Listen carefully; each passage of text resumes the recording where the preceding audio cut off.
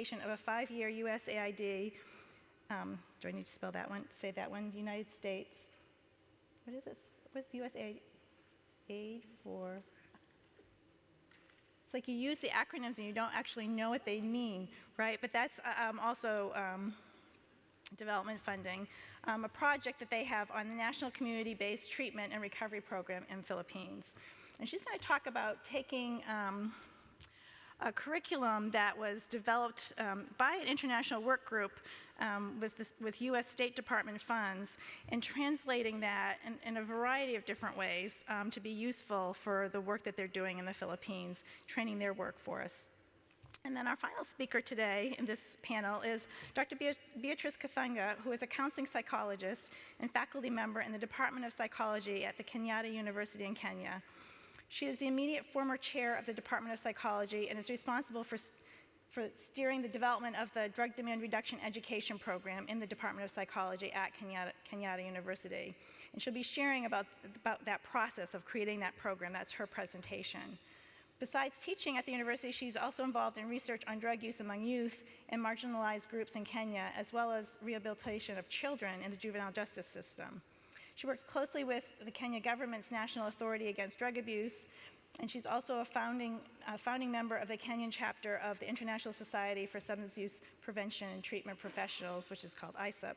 Some of you may have heard of that, as well as being closely involved with the establishment of ICUDDR, the International Consortium of Universities for Drug Demand Reduction. That one I will remember.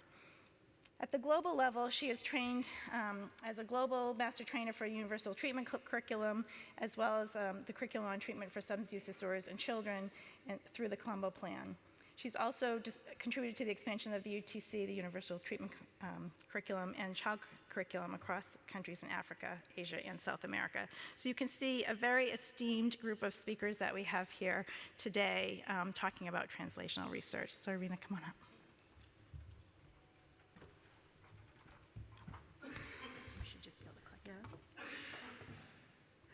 Thank you.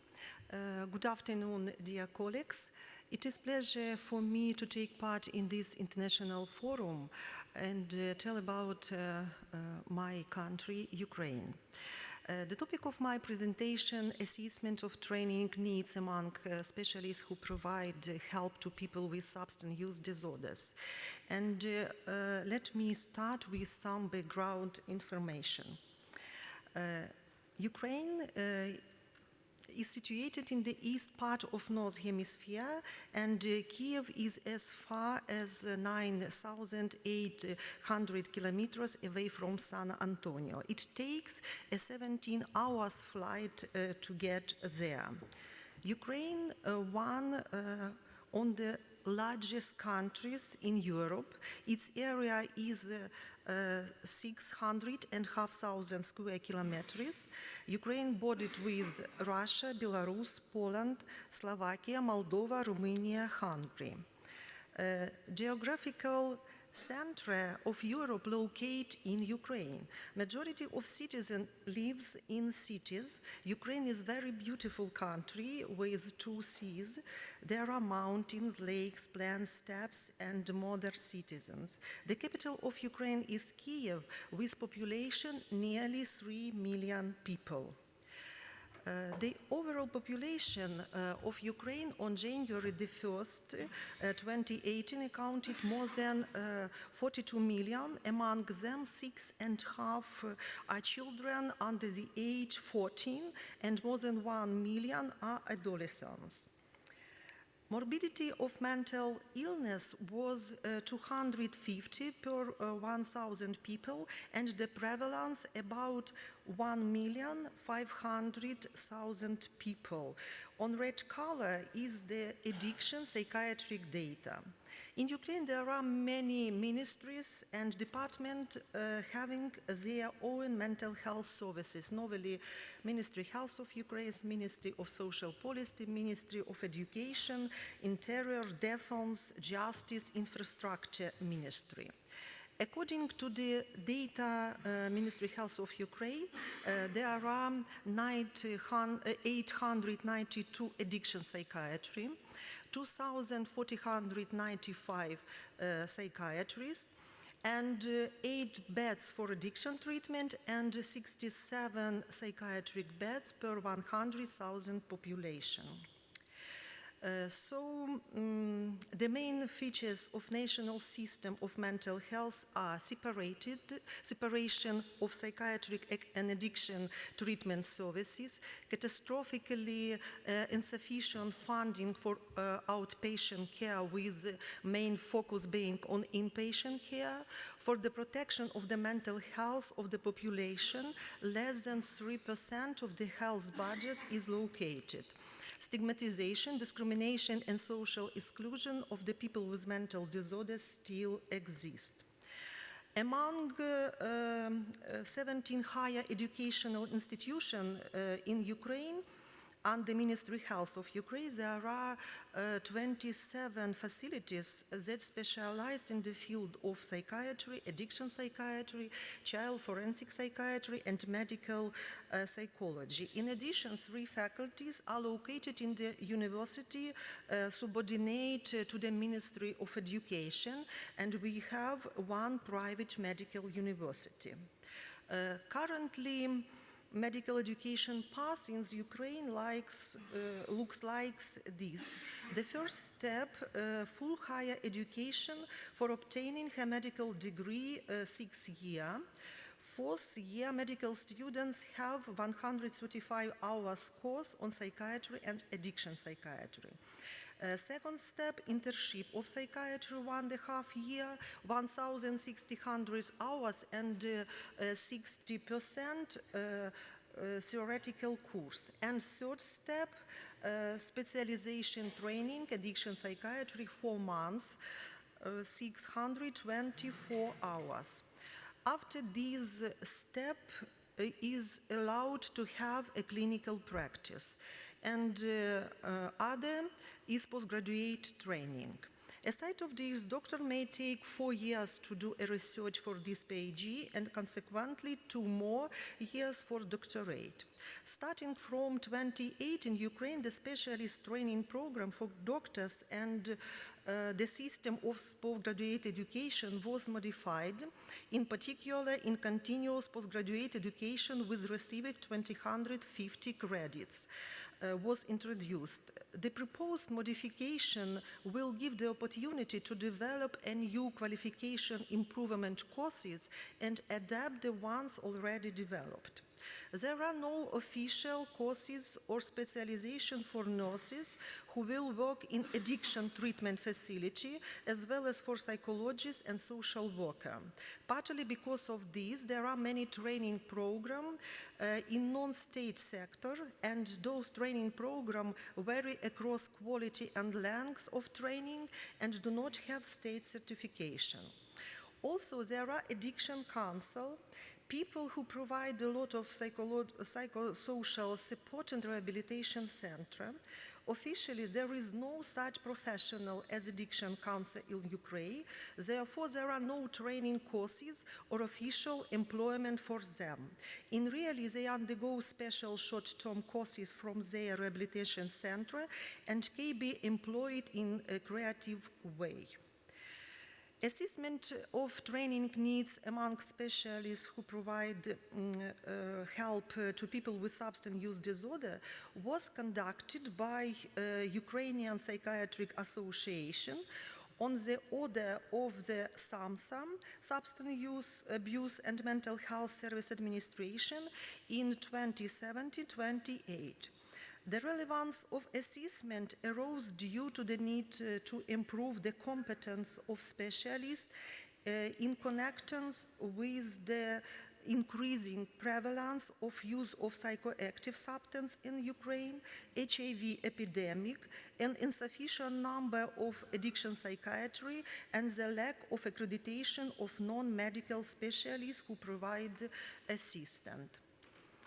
The goal of the project was to study the current needs of professional training for further provision of support to specialists in various spheres who provided consulting, treatment, and rehabilitation services in the field of addiction, and to create multidisciplinary additional project.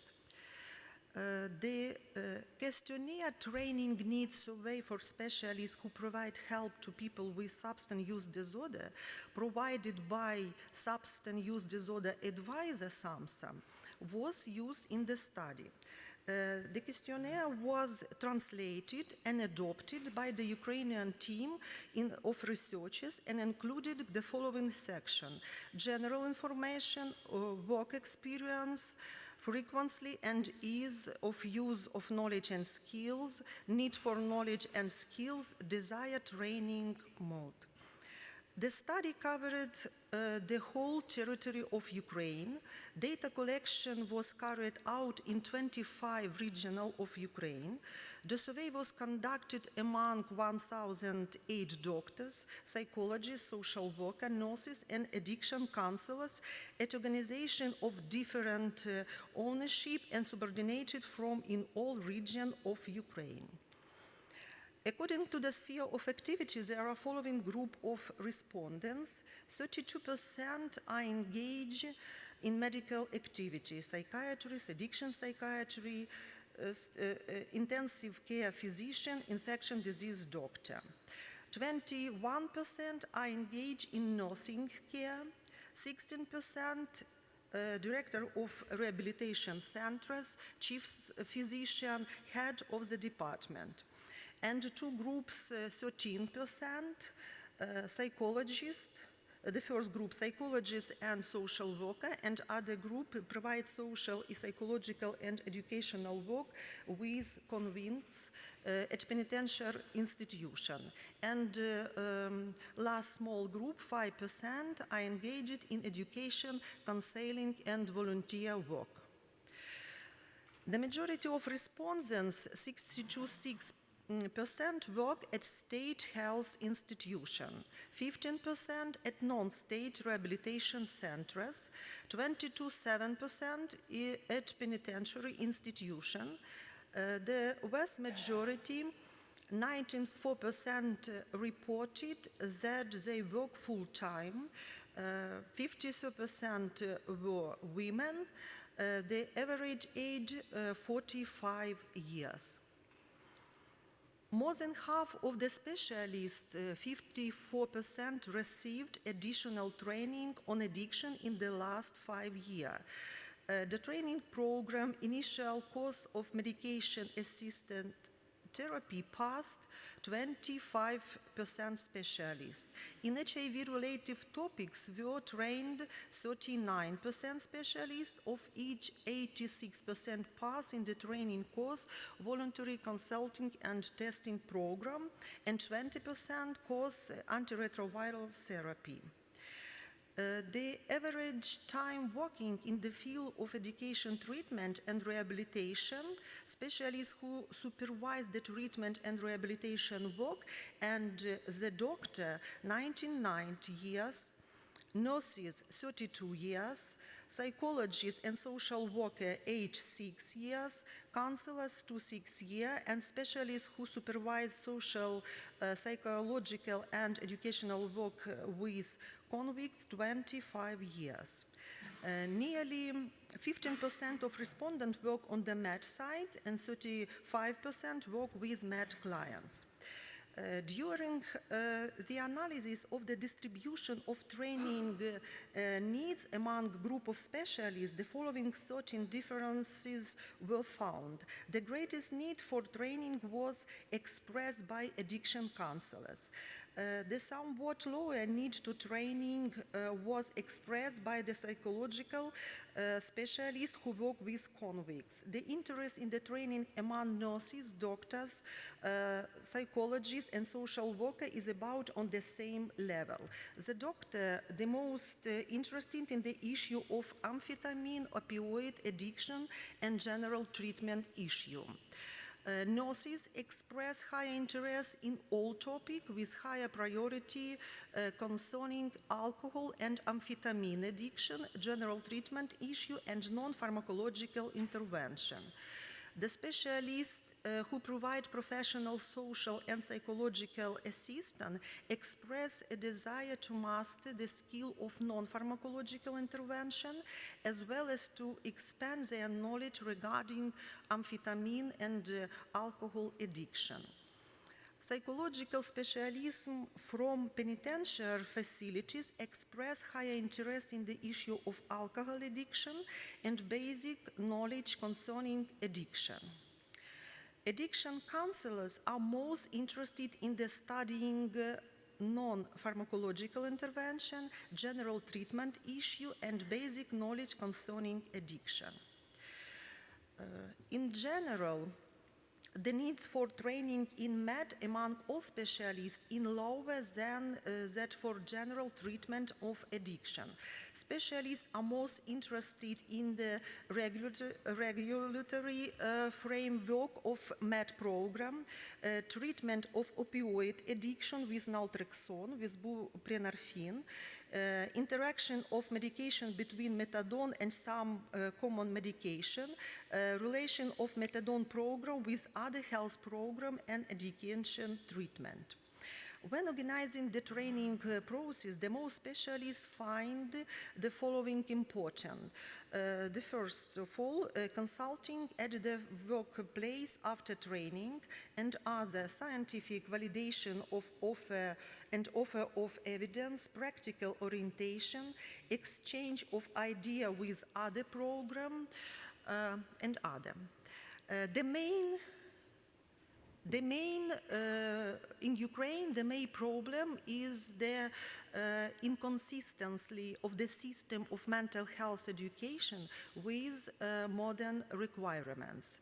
There is interest of obtaining new knowledge and skill in examination and training dependence.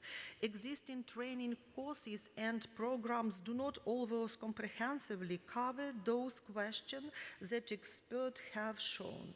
The requirement for studying differ in the specialists of different field and activity. Scientific substantiation and practical orientation of training should be in the priority.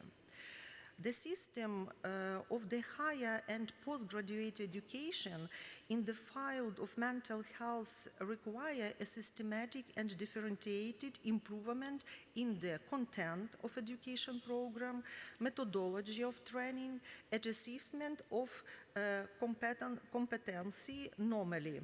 Change state educational program of the possible extent, creating courses for physicians of different specialties, the introduction of the curriculum within the specialization of addiction psychiatry, and creating a master program on addiction for non-medical and medical specialists. Adoption of addiction counselor profession, and implementation of standards of treatment and rehabilitation. And our prospection, improvement of the training system for a specialist in the field of mental health, bringing the education of mental health specialists in line with modern world standards, strengthen the role of mental health professionals through appropriate changes in the standards of training specialists, and of course, development of international cooperation. Thank you for your attention. So we thought we'd hold questions to the very end. So if you have questions for Dr. Pinchuk, write them down so you don't forget, and we'll have Dr. Melgar come speak.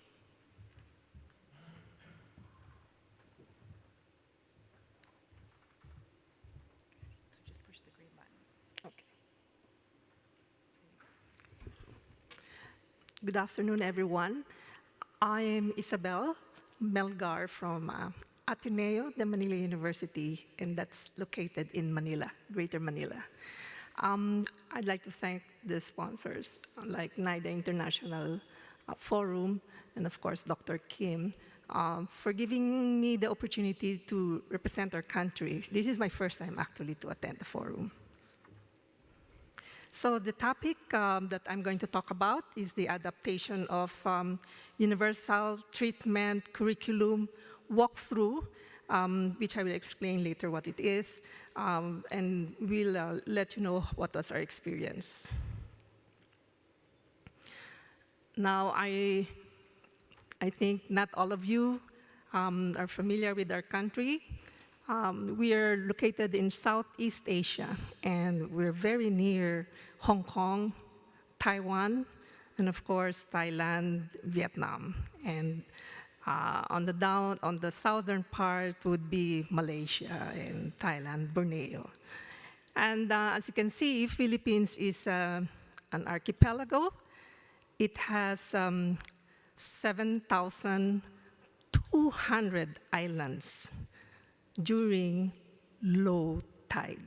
Okay. At high tide, we were 7,100. Okay, Philippines, we have been colonized by Americans for several decades, and we speak your language, although in a slower pace, and we import a lot of things from America. So 2 days ago, the streets of the academic community was almost empty, according to my daughter, because the university students, high school students, were watching the NBA championship. So that's what we are, okay? And we as the country was selected to be one of the pilot of the Colombo Plan's training program for service providers. But before that, can I just share with you a little about the drug situation and the government response? Okay. Now, drug situation, we have 4 million as of the latest record of our government. And the government response is first, all those who are drug users must surrender and put their names on the list of drug users. Okay. So 1.2 million persons have surrendered and have put down their names. Why? To protect themselves. Otherwise, you can be I'm sorry to say this, a random victim. Okay. It's being criminalized, like possessing 5 grams of drugs would put you to jail for 12 years. And so far, there are, of course, daily arrests. And now we are 615% congested in prisons. So that's how terrible it is. And about maybe 2.5 years, 3 years ago, when we have this drug issue being very pronounced in newspapers, the knee-jerk reaction of many local government units around our country was, okay, tell all local surrenderies to come to the barangay hall. Barangay is the smallest political unit, and they should be dancing the Zumba at least 1.5 hours a day. So they were all compliant. You see, many of our drug surrenderies are males. So you can just imagine, oh, it was fun. That's very Filipino. They wanted to have fun and they wanted to socialize. So the Zumba as an intervention, by the way, has not been evaluated, remains to be popular and very high on the awareness list among communities, as my medical students have researched on. And then we have no existing community-based intervention, and it was only in 2017 that our university, together with the other universities, came together and we developed a program. a 3-month program for communities, and still we're improving it. Okay, by the way, 95% of those who have surrendered are required to go through community-based drug treatment and recovery, and that's where the gap is. The communities do not have enough interventions to offer. Okay. Oh, you don't have to worry about this flow, but I'm just highlighting this problem. You see, nobody can get referred to a community-based recovery treatment unless they are seen by doctors accredited by the Department of Health. You see, there are only 500 doctors who can screen our drug users and who can refer them to a community-based. Now, there are 4 million who are waiting to be screened and to be referred. So that's the big problem. But recently, before I came here, they said, okay, maybe we can allocate the duties of very first screening to social workers, to community, local government staff, but those who are screened and then who are found to be high users and extreme users should be further screened by doctors. So that's the situation now. Now, why the school? First of all, it's a huge community in itself. We capture the parents, we get the students at the earliest age that they can get hooked. And so this program that I'm going to describe is really about capacity building of guidance counselors, of university professors and staff on a bit of prevention and a lot about what is the treatment all about. And so we hope to get an engagement. So now, the goal of this study, it's not a study, it's really, it's ongoing, it's formative in a way, is to make the curriculum that was made available by Colombo Plan to the local community without losing the science.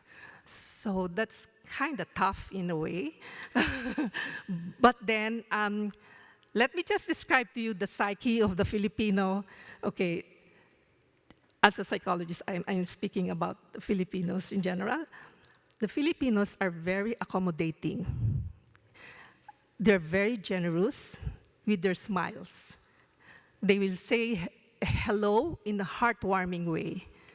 And so if they have that kind of receptivity to anything that is foreign, okay, I think I was expecting the same receptivity to a curriculum that is imported. So the translation in this sense is like, how do we adapt what has been imported, okay, to our local culture and to our local context? So it kind of covers a lot. Like we have the opportunity to revise the course structure, include laws and new policies, write local cases, and put in relevant Philippine statistics, etc. Okay.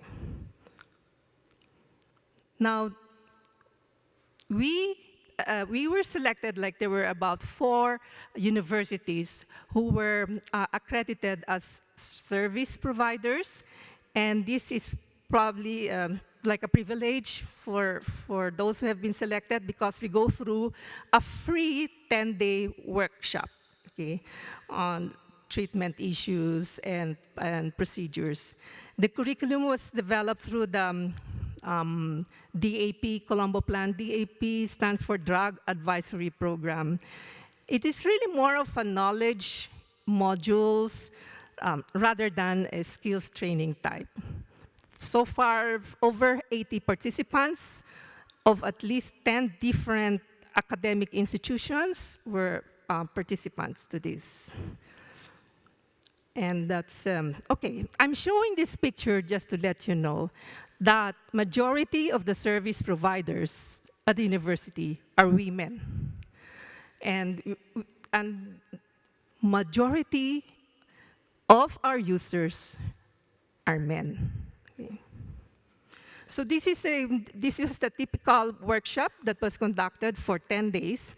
And the participants loved the interactive part, but they were kind of critical on the lecture part. This was in another university, De La Salle University.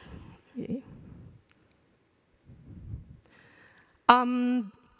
The standard UTC course outline, by the way, the original duration of this workshop was 29 days. Okay. We had it for 10 days. That's why they called it walkthrough. Okay. Now, the UTC course outline was in this order. Okay. Physiology and pharmacology, treatment of SUDs, then co-occurring disorders, then basic counseling, and then followed by screening, etc., case management, crisis intervention, and ethics. All right. The typical activities, it's highly interactive. There's quiz approach, exercises, role play, and practice plans, learning games.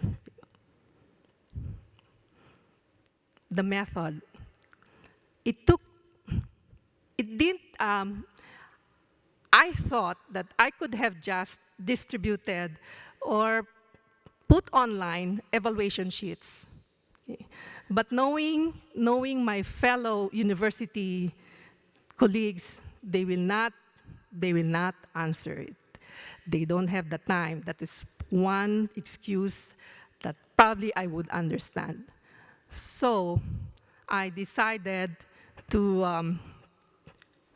we decided, there were three of us, to adopt a method that will bring people and make them talk, get them to interact, and say what they want to say. And these people were those who attended the UTC workshop. So I'd like to acknowledge Dr. Kim Johnson's visit to us, who asked us the first question: how was the UTC walkthrough for you? And so we mumbled, oh, it's too long, 10 days. It's hard to get people and maintain them for 10 days, etc. So we thought of a first evaluation workshop, and we invited 18 participants from various universities.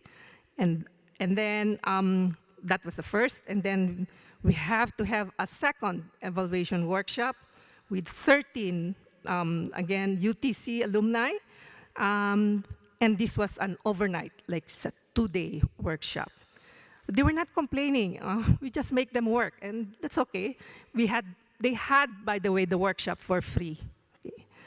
And then, of course, we have to have research assistants to do the continuous research. So this was the group, the latest group that participated in the UTC revision workshop. All right, what was the feedback? Too long. Okay. Maybe too long to be away from work. And all of us have a common opinion that it should not exceed 5 days.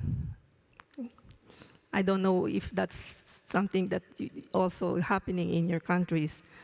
And then we need to improve the flow of courses and modules. And it was strange.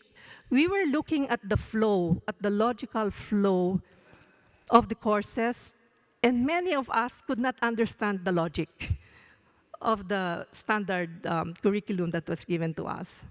So that's something that we were proposing in terms of improvement. And then all these local cases that have to be integrated.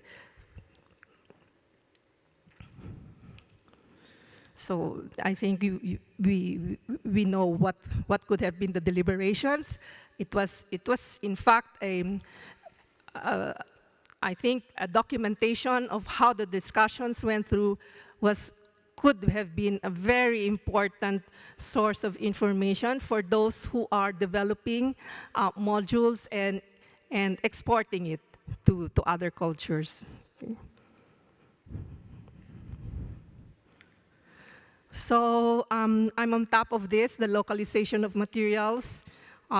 Since I have been attending government meetings on new client policy on screening and referral, and yes, there's going to be one that's going to be put out soon, which can affect our workshop. And then I asked my class to submit to me some local cases, and we went through it and edited it, and we had a learning experience on that, because this is very cultural, the local cases that we have written. And then I also worked with my students on the translation and validation of ASSIST and other psychological tools that may be used by centers. One translation was in Filipino, and the other is a major dialect in one of the key islands of the Philippines. And we are also injecting locally produced documentary on drug situation.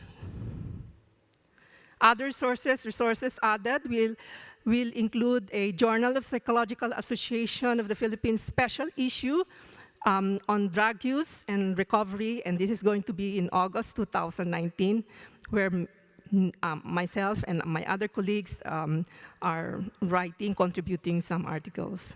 And then we are also encouraging our students, small research projects and student theses to focus on either drug prevention or drug treatment issues. Now, major changes. Okay. We got what we wanted. We decided to divide the whole curriculum into 2 clusters.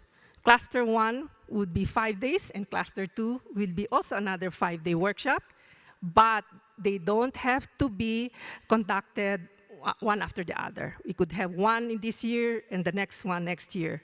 The cluster 1 is some kind of a fundamental course, while cluster 2 is more specialized. Okay. Second, we revised the flow of topics in the way we think it is actually practiced in the Philippines. And then number 3, we are going to introduce in the resources page local laws and relevant information about the Philippine drug situation. And fourth, we introduced local cases. Okay. That's specifically on the chapter on ethics. So now, we have on the last column, you will see the revised duration, and I think there's pretty much not change, except that there's some courses that we feel like basic counseling that you have more hours than others. Now, this with the screening will probably change a bit because of the recent pronouncement that even guidance counselors from the universities can do screening, unlike before.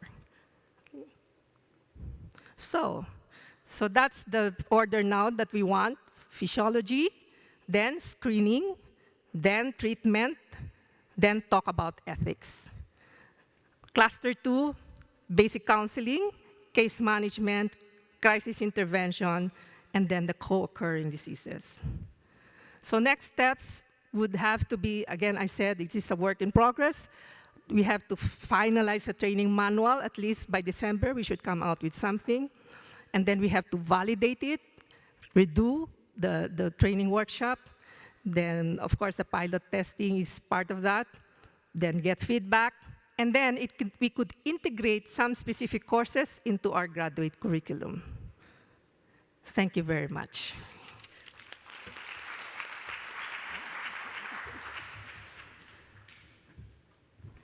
Dr. Kathunga.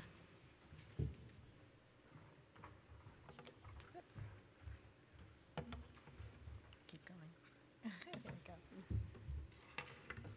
A very good afternoon. Thank you for the opportunity to share my journey from Africa on how we have tried to translate evidence into a program in a university in Kenya. My name is Beatrice Kadhongo. I'm in the Department of Psychology. I have come to make a presentation of a journey I have walked since 5 years ago when I was selected by the Colombo Plan with funding support from INL to be trained as a global master trainer to disseminate a curriculum called UTC, or Universal Treatment Curriculum, for substance use disorders, first in my country and in my region and globally. And as I got trained in this curriculum, it dawned on me that back home, what we were doing was not evidence-based, and we couldn't say whether it worked or didn't work, but we were doing something. And so I felt challenged to begin at home and do something, because in my country, we are extremely religious, and we always say about over 90% Christian and other religions, and we always say that charity begins at home. And so I did feel the challenge. I was the head of Department of Psychology in this university, which is the second largest state university in Kenya. And I felt that if we weren't getting it right, then we needed to begin at home. And so this is the journey I'm sharing with you on how we have made an effort to translate evidence that we have acquired over time into some sort of practice in our local communities.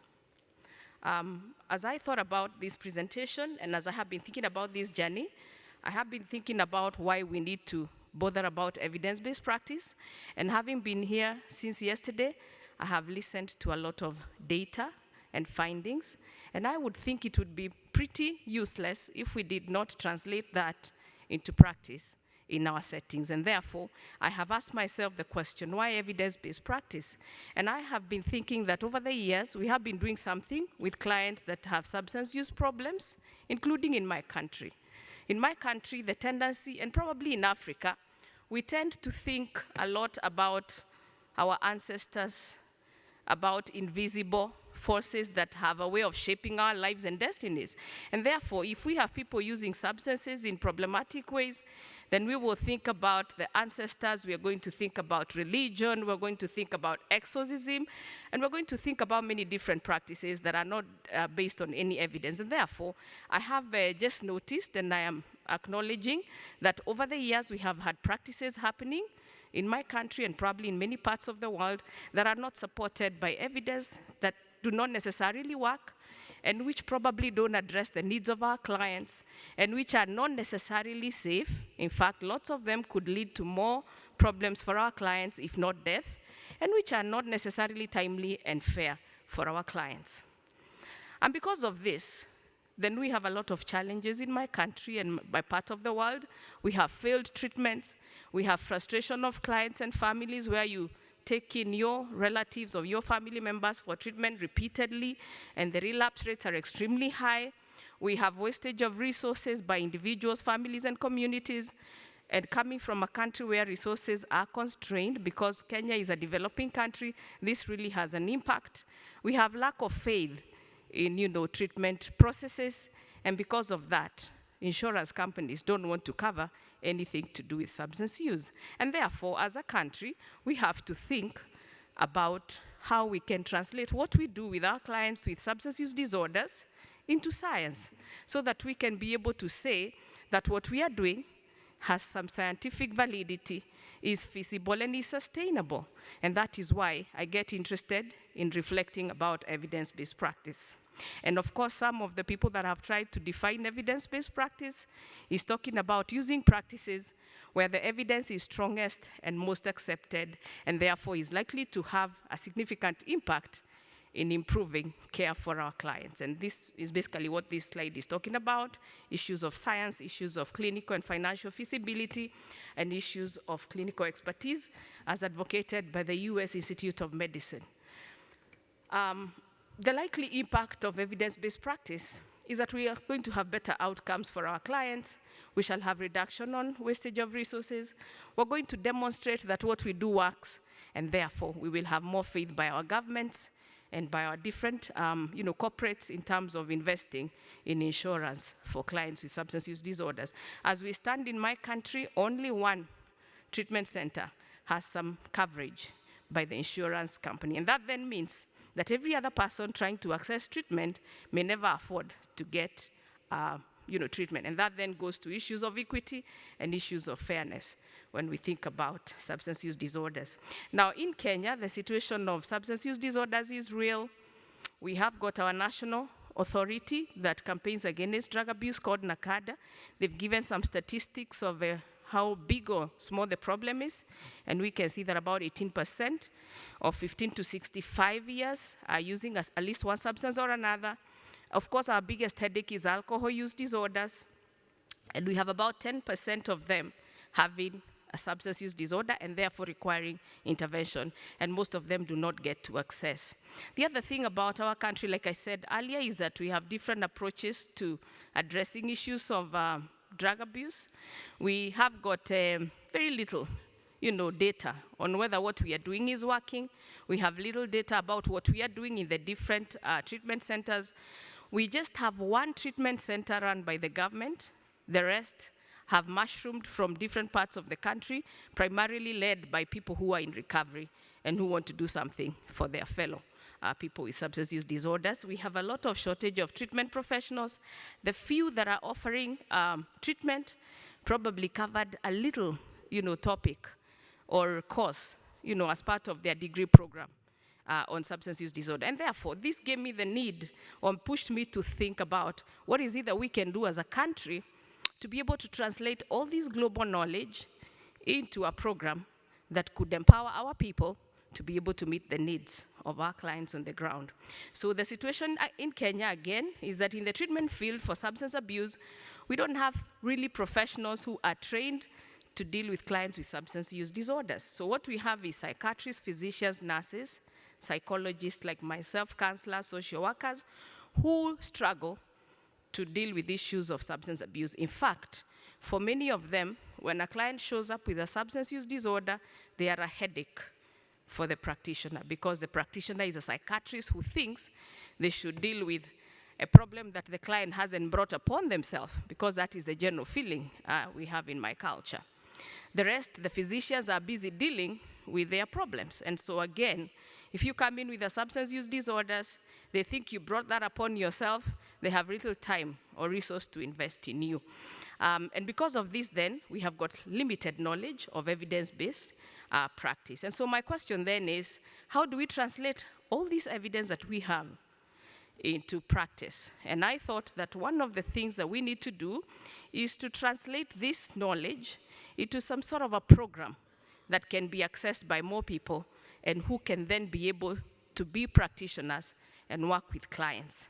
And this then was the inspiration behind this program.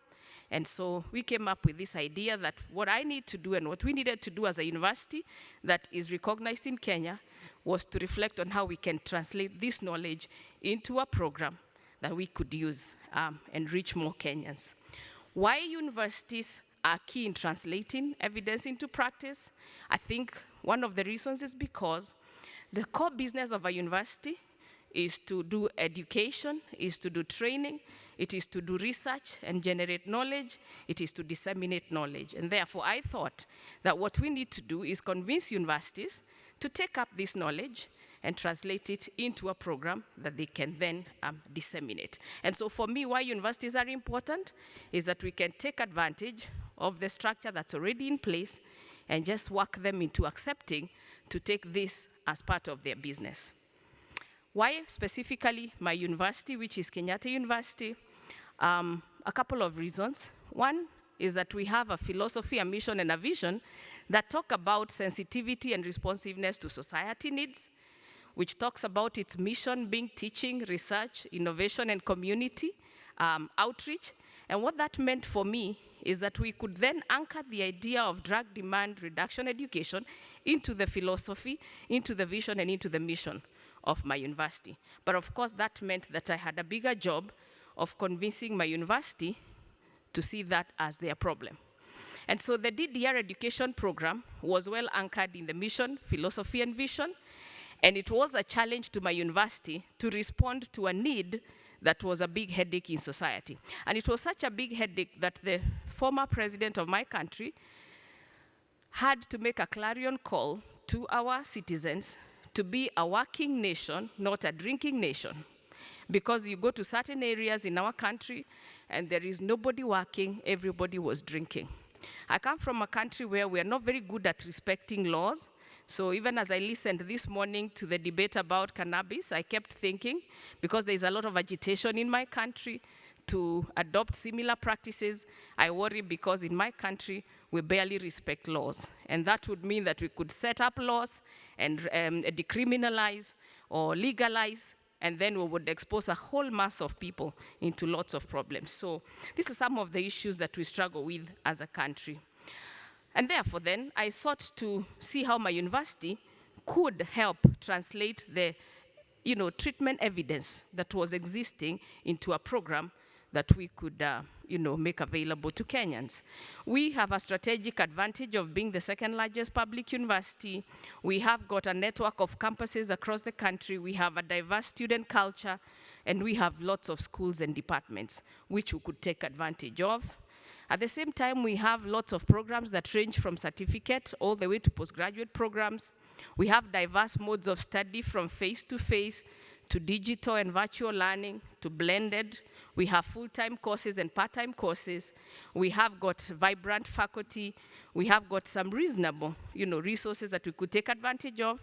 And we have clear policies on curriculum development as well as policies on partnerships and collaborations. And so looking at what we had, then we started thinking that we could exploit that to translate evidence into an education program. And these are some of the steps that we used. First, we began to ask ourselves, where is that evidence and how shall we access it? I had the benefit of having been trained in the UTC curriculum, and I knew that their mode of disseminating curriculum was not sustainable for the simple reason that if you have to travel people from different parts of the world to another part of the world to build their capacity, then the costs may never be sustainable. And so I did feel strongly that anchoring these programs in existing university programs was the direction to go. And so for me, or for us as a university, what we needed to do was to think about how we can take the UTC curriculum and develop it into a program in our university. And so to do that, we actually had a discussion with Colombo Plan and were able to, sign up memoranda of understanding and agreement to be able to take this course and adapt it to our university. The second thing we had to think about is who really is our target audience and what do they need, or who needs that evidence anyway. And we looked at the relevant stakeholders who are working in the field, and like I said earlier, there are psychiatrists, there are physicians, there are sociologists, there are nurses, among others. We also thought about those who potentially will work in that field. They're not necessarily in the field, but they'll probably work in the field. And so we thought about a course that could be both an in-service, but also a pre-service course. The next thing we had to think about is how diverse they are, and we also had to appreciate that they work in extremely diverse contexts. Some are inpatient, some are outpatient, some are work settings, workplace settings, some are educational settings, and we also had to reflect on the cultural diversities. The third thing we needed to do was to assess what kind of needs they had in terms of knowledge, skills, attitudes, and competencies that they needed to use in the areas they were working within an evidence-based perspective. And we identified the current gaps and challenges so that we could think about them in taking up this curriculum. As we were doing that, we had to consider several things. We had to think about availability, we had to think about relevance, because if you bring in something that people do not perceive to be relevant, then they're unlikely to take it in. So we thought about that. We thought about things like feasibility. We thought about adaptability. We thought about accessibility, and also how we could make it flexible to be able to reach our target audience. What was our goal? Our goal then became to design a university program that address the needs of practitioners in the field, as well as those who would be upcoming. And this curriculum had to be anchored on evidence-based knowledge. We had to make critical decisions to meet our goal. We had to ask ourselves, what kind of program do we need to have? What level shall it be? Is it undergraduate? Is it postgraduate? Is it a certificate? Is it a diploma? We had to ask ourselves, what's the entry behavior? Who are we going to take in as what's the criteria for admission? We had to think about what modes of delivery we are going to have. What kind of credit waivers shall we give? What content shall be taught? What methods shall we use to evaluate? What quality assurance methods are we going to put in place? So we had to think through these questions as we thought about how to get to our goal. We then had to think about resources that we need. We had to find out or think through the human infrastructure. We had to think about the IT resources. We had to think about the library resources. We had to think about the processes of curriculum approval and all that. The next question we were thinking about is, how do we mobilize that resource? I did say earlier, we come from a country which is classified as a low-resource country. And therefore, we have lots of competing interests. And so trying to sell a curriculum on drug demand reduction is not a priority for our university, I can assure you. And therefore, we had to think about how do we mobilize resources. We had to think about who can our partners be, whether it is internal or external. We had to think about how we can anchor our idea in our institutional priorities. We had to think about who in the key management we needed to lobby with so that our goal could become their goal. And so, of course, we had to think about tapping into what was already existing, what we called low-lying fruits. We had to think about what's already in place. For example, what schools or departments are already in place, which departments could fit this program into their mission and vision. We had to think about who had the goodwill for this program. We had to think about what were the contemporary directions in terms of policy. We had to think about whether we had any partnerships that we could take advantage of. So those are some of the things we thought about. What we had in our university at that time, which we saw as some of our strengths, included the following. Our university was encouraging us to develop new courses, and therefore we took advantage of that. In fact, the national policy has changed the admission process for undergraduate programs, and therefore universities now are being encouraged to develop more of postgraduate courses. And therefore, for us, that was an opportunity we could ride on. We have very clear curriculum approval mechanisms, which we could actually use. We had an established School of Humanities and Social Sciences and a Department of Psychology, so we could anchor that curriculum there. The other thing we had to think about was advocacy. We had to think of who we need to push our agenda, the people who make things happen within the institution. And so we thought about our core stakeholders, the policy makers, the decision makers, the resource allocators, and how to bring them on board. We also had to think about whether we needed additional resources and infrastructure and what we needed to do. So we mapped out our internal and external stakeholders, and we started to engage them. We tapped into existing partnerships and collaborations. We began to think about talking with Colombo Plan into coming up with a collaboration, and we did that, and we signed an MOU and an MOA to be able to actually support the implementation of this program. Then we decided on the program, which was the postgraduate diploma in addiction treatment science, which was basically going to adapt the UTC curriculum and make it relevant to our context. We mapped out the program learning outcomes, which really was about asking ourselves, what are the unique needs of our context that we can infuse into the curriculum that was already developed, and what kind of outcomes do we want our graduates to be able to possess, to be able to perform in our local context. Then we came up with what we call the curriculum matrix, where we looked at courses that would meet each program learning outcome, and we also looked at the course learning outcomes for each course, and eventually we were able to come up with course descriptions, and we were able to design learning resources, evaluation mechanisms, key references, among other things. And then, of course, we had to reflect about how we shall engage in monitoring and evaluation of the curriculum implementation. We had to think about how we shall have examinations, internal and external, summative and formative as part of that. We also came up with modes of delivery. So our curriculum is both face-to-face. We hope it will be online in future dates. And of course, for now, we're using what is called a blended mode. We have both evening and regular or day classes. We came up with an admission criteria, and as we were doing this, we were careful to consider the diversity of the fields where the practitioners were coming from in terms of their disciplines. We thought about credit transfer and waivers. We subjected the curriculum to approval processes within the university and externally. And then, of course, we were able to think about implementation in terms of who is going to do what, by when, using what resources, and by what timelines. And we had to map out the resources. One of the things we had to do was, again, partner with Colombo Plan with support from INL to do capacity building of our staff to be able to deliver that curriculum. And then we generated mechanisms to review the curriculum from time to time in order to continue making it relevant and in order to infuse new knowledge, because knowledge keeps changing even as we go along. And then, of course, we had to think about dissemination of the program, which has been a challenge, but which we continue to do. So where are we right now? We have developed the program. In fact, it's been about 4 years, but the first class of 4 enthusiastic postgraduate students just started this May, just before I came here. So that's been one of our achievements.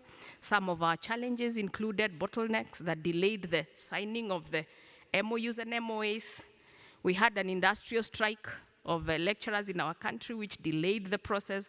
Of course, we have constrained resources and funding. Nevertheless, we've learned a couple of lessons.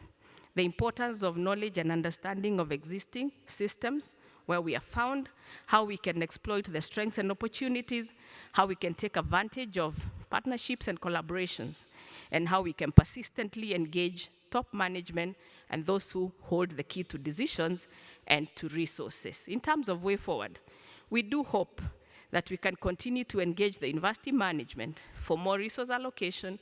We do hope to tap into partnerships to strengthen the program, and hopefully we can continue monitoring the market feedback to be able to continually revise this curriculum and hopefully develop a higher level program and possibly a curriculum which is targeting prevention, because this one was based on treatment. So thank you very much for giving me the opportunity to share my experience. Thank you.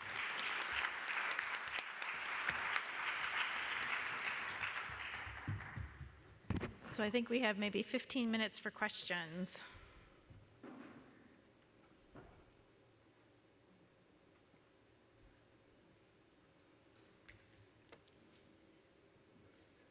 So I was inspired by all the presentations, but regarding the Kenya's presentation, I was wondering, Beatrice, what is the situation with HIV and substance users in your country? And, you know, in some countries, it's those trainings and as well as programs, written programs for people for HIV and drug use are isolated or separated.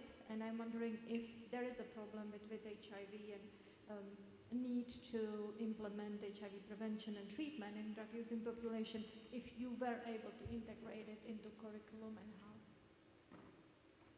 Do these mics work? Thank you for your question, very valid question. In fact, one of our treatment, the only government treatment center in Kenya for substance use disorders was actually started after the realization about the link between HIV and substance use. It was initially funded with funds from the HIV program because my country declared HIV/AIDS a disaster, and therefore there was a lot of resource allocation. And so yes, indeed, this is true. We have not considered factoring it into the curriculum, and I think that is very good food for thought for us, and thank you for that. Good afternoon, and thank you for a very nice presentation. My question is about the Philippines. They did a very great job, like reducing 29 days curriculum to 10 days, but UTC, the basic curriculums are 8 modules, and there are the advanced curriculums coming on, like now they have 22 modules or something like that. Would you reduce the advanced curriculum as well, or it's already included in the process that you did? You got my question? I think we didn't hear, so we didn't quite hear. Maybe say it again. Okay. This working? Yes. It's not working well, maybe. No, now it's working. Okay. My question is about the Philippines, that they work on the basic UTC curriculum, and there is advanced curriculum as well. You will work also on advanced curriculum or not? It will also like shrink or reduce? You will reduce the size or not? That's the question. After reviewing the cluster 2, which sounds to be an advanced cluster, I thought we should be developing a third cluster which should focus on skills that can be provided to our university service workers. Now, the reason why we had a first cluster with the topics that I have shown you is because we expect that many who will attend our cluster 1 will probably not attend cluster 2. So these are probably university professors of philosophy, biology, I don't know. So we still have to watch how it's going to be received in the university. But that is the plan for now, divided into clusters. Yeah. Okay, thank you very much. Great panel, all women's panel on these issues, demand reduction. My question goes a bit like, having heard from Beatrice how much of collaboration you have with the stakeholders, and it looked like as it's really widely implemented, over to Marie Isabel, because in the Philippines, when you talk about you have to implement like the current drug policy issues and the current way that drug use is treated in your country, I wonder how much collaboration with your local offices is actually possible, and in how far you have a special status at the university that can actually make the case for demand reduction beyond the very harmful way of supply reduction that still includes killings in your country.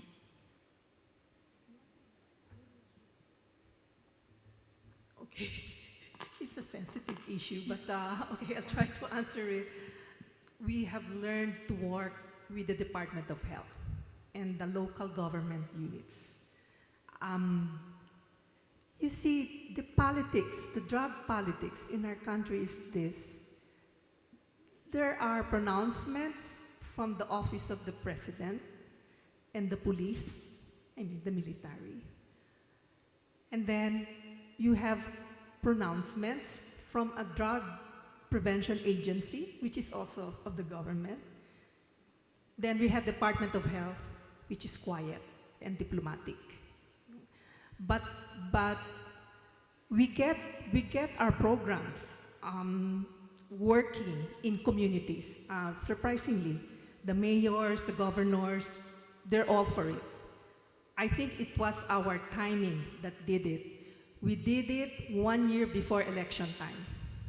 So I got the feeling that all this picture taking after a workshop works well for our governors and mayors who were running the year after next. So they love it. They love our program. It was something that they said was an accomplishment of each, of each province or each city. The president, our president, you know the personality of our president. He will do what he wants to do. And maybe he has heard about Ateneo going to communities, but that's for him. Let them do what they want to do. But I'll do my own take in terms of how the problem could be killed. Yeah. So, crossing our fingers that we can meet somewhere. I don't know when. Yeah. Thank you very much for your work. It's, this is it's an extreme example, but every country, every community has a context that they have to work within, the particular politics, the particular prejudices, the stigma of, whatever. And I think it's, for me, the creativity of all of these folks in terms of how they work within the context that they have and still stick to what we understand as the science is really the real story here of how we managed to do that. Hello, my name is Marina Vetrova. I'm NIDA Invest Fellow from Russia. And this speech, thank you all for this speech, and it's very inspired me to do something like this in Russia. Even we don't have this specific context of evidence-based treatment like methadone or buprenorphine. So my question, I actually have two questions to Beatrice. So first of all, you say that you develop this curriculum, this program, based on which specific evidence-based options? I mean, what you actually use? Can you talk more specifically about, do you use SBIRT or assist model? What exactly you use? And my second question, you said that you developed this program for 4 years. And do you have any assumptions?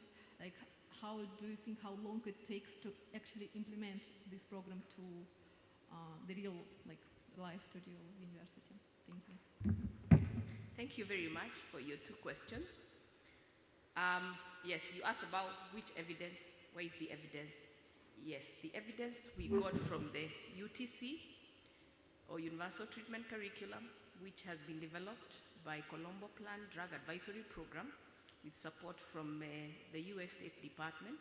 It has brought together experts from different parts of the world to write that curriculum and produce manuals, which they use to train to disseminate that curriculum. So that is where we got the basic curriculum from, which we then had to enter into partnerships or memoranda of understanding and agreement to be able to pick and adapt it to fit our local context. So it has got all the different courses that my colleague talked about, the physiology and pharmacology, assessment, treatment for co-occurring disorders, crisis intervention, ethics, etc. The other question was how long it took. Sincerely, how long it takes does depend on the factors on the ground and the context. One of the things that made our curriculum process take long was, I did say that for 2 years, we had a lot of, industrial action by faculty in universities in Kenya about agitation for enumeration. And so that, I would say a year and a half was lost because of that. The second challenge we encountered was actually, the CEO of my organization did not necessarily agree with the Colombo CEO over the terms of the memorandum of understanding. So we hit a snag at one point, and I had to work really hard to ensure that none of them threw it through the window, and we held it in limbo, and we gave them time, and I revisited it once again. And we had a new CEO who saw things differently and was quick to say it's okay. So I think this would depend on who's heading your institution, what are the politics in your country and your institution, but I think above all, how determined you are to pursue the course. I think that for me is the biggest lesson I learned, that if you persist because you see the goal, then you're probably going to surmount all these challenges, which will be unique depending on country and institution and culture. Thank you. Any more questions? There's one. Oh, okay. My question is about Kenya. I was wondering if you have any way of trying to bring traditional healers into your program? Traditional healers? Okay, thank you. One of the things that we're working on in our country in the field of physical health is to introduce complementary medicine, and there's a lot of effort towards that. So we do hope that along the way, we're going to bring in the different types of practitioners to come and begin to engage on how we can think about evidence-based practice. We've had conversations around where is this evidence generated? And does that evidence necessarily apply to our context? But then I say, are we subjecting our own practice into test? And so we will, and we are considering bringing everyone on board. One of the things that we are just doing, Dr. Kim said that I have also been involved in founding an organization called ISAP, International Society for Substance Use Professionals, treatment and prevention professionals. And just before I came here, we are getting into an MOU with the local churches in Kenya to train them on evidence-based way of thinking about substance use. And for us, that's a big breakthrough because religion is a key factor in Kenya on matters health. And so I do think that along the way, we're going to bring on board the different stakeholders, including those that ascribe to what we call traditional methods of treatment. Thank you. Well, thank you. Can you join me in thanking our panel again?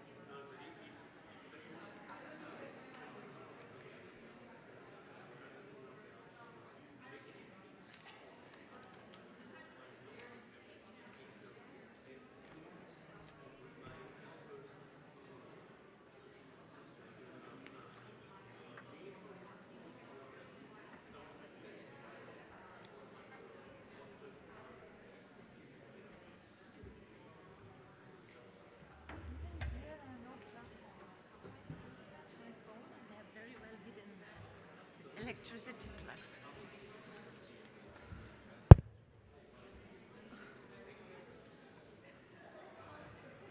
If you don't, No, I don't touch this. how about here? These are the plug. Right here. Yeah, you might be right. Oh, Maybe I'll where's the try one monitor? of these. This will be the mic. I think they're down there. They're not on. Oh. Yeah, the PowerPoints will only be there.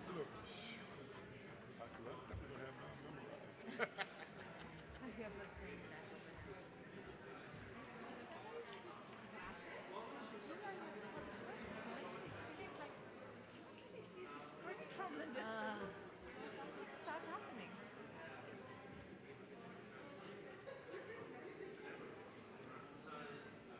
And how do you advance the slides? They're Good question. I don't know. it says that. This is a green and red. clicker. Yeah, I think. Oh, that moves it forward. Yep, and let's then move moves back. forward and backward, and Oh, then okay. which one is the? We probably don't have the pointer. No pointer. We have And the nobody pointer, has yeah. used pointers. So Yeah.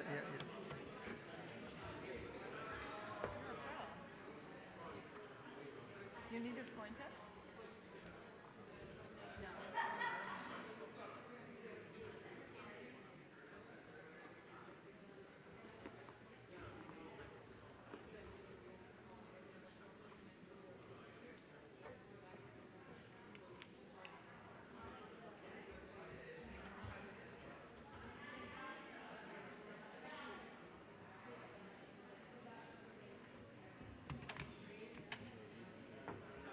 Is it okay? So all of the European plug has to be converted. Yeah, but that. It seemed like that we had the notes together, right? Oh, no.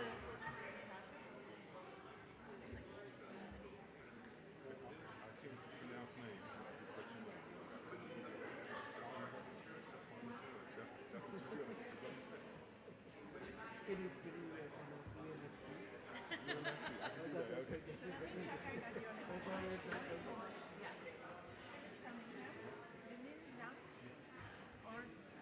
You mean Zhang is better or this version is better? Zangley. Zhang Li?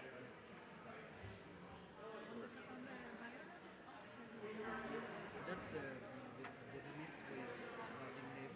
Usually, when it comes to the US, it's just they have to switch around.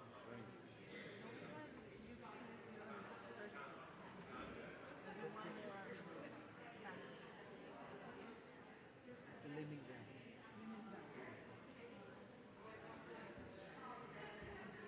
Do you think we can ask someone to take our picture? Yes, that would be good actually. And there was somebody sitting here in front.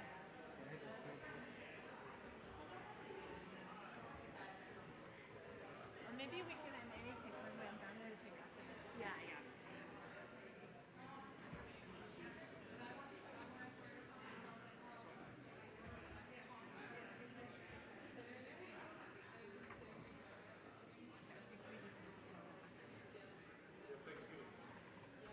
We're responsible for it. Yeah, I mean Steve Gast was here before and when he's not around. Okay.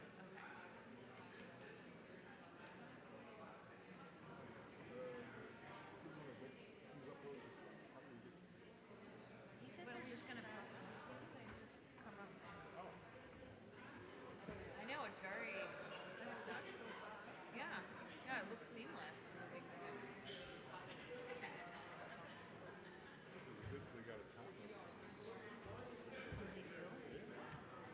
Yeah, don't worry. I think they so that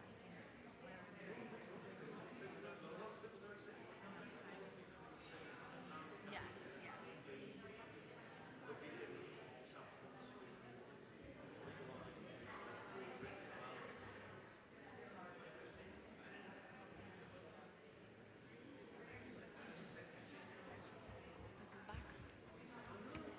Oh no, we still have.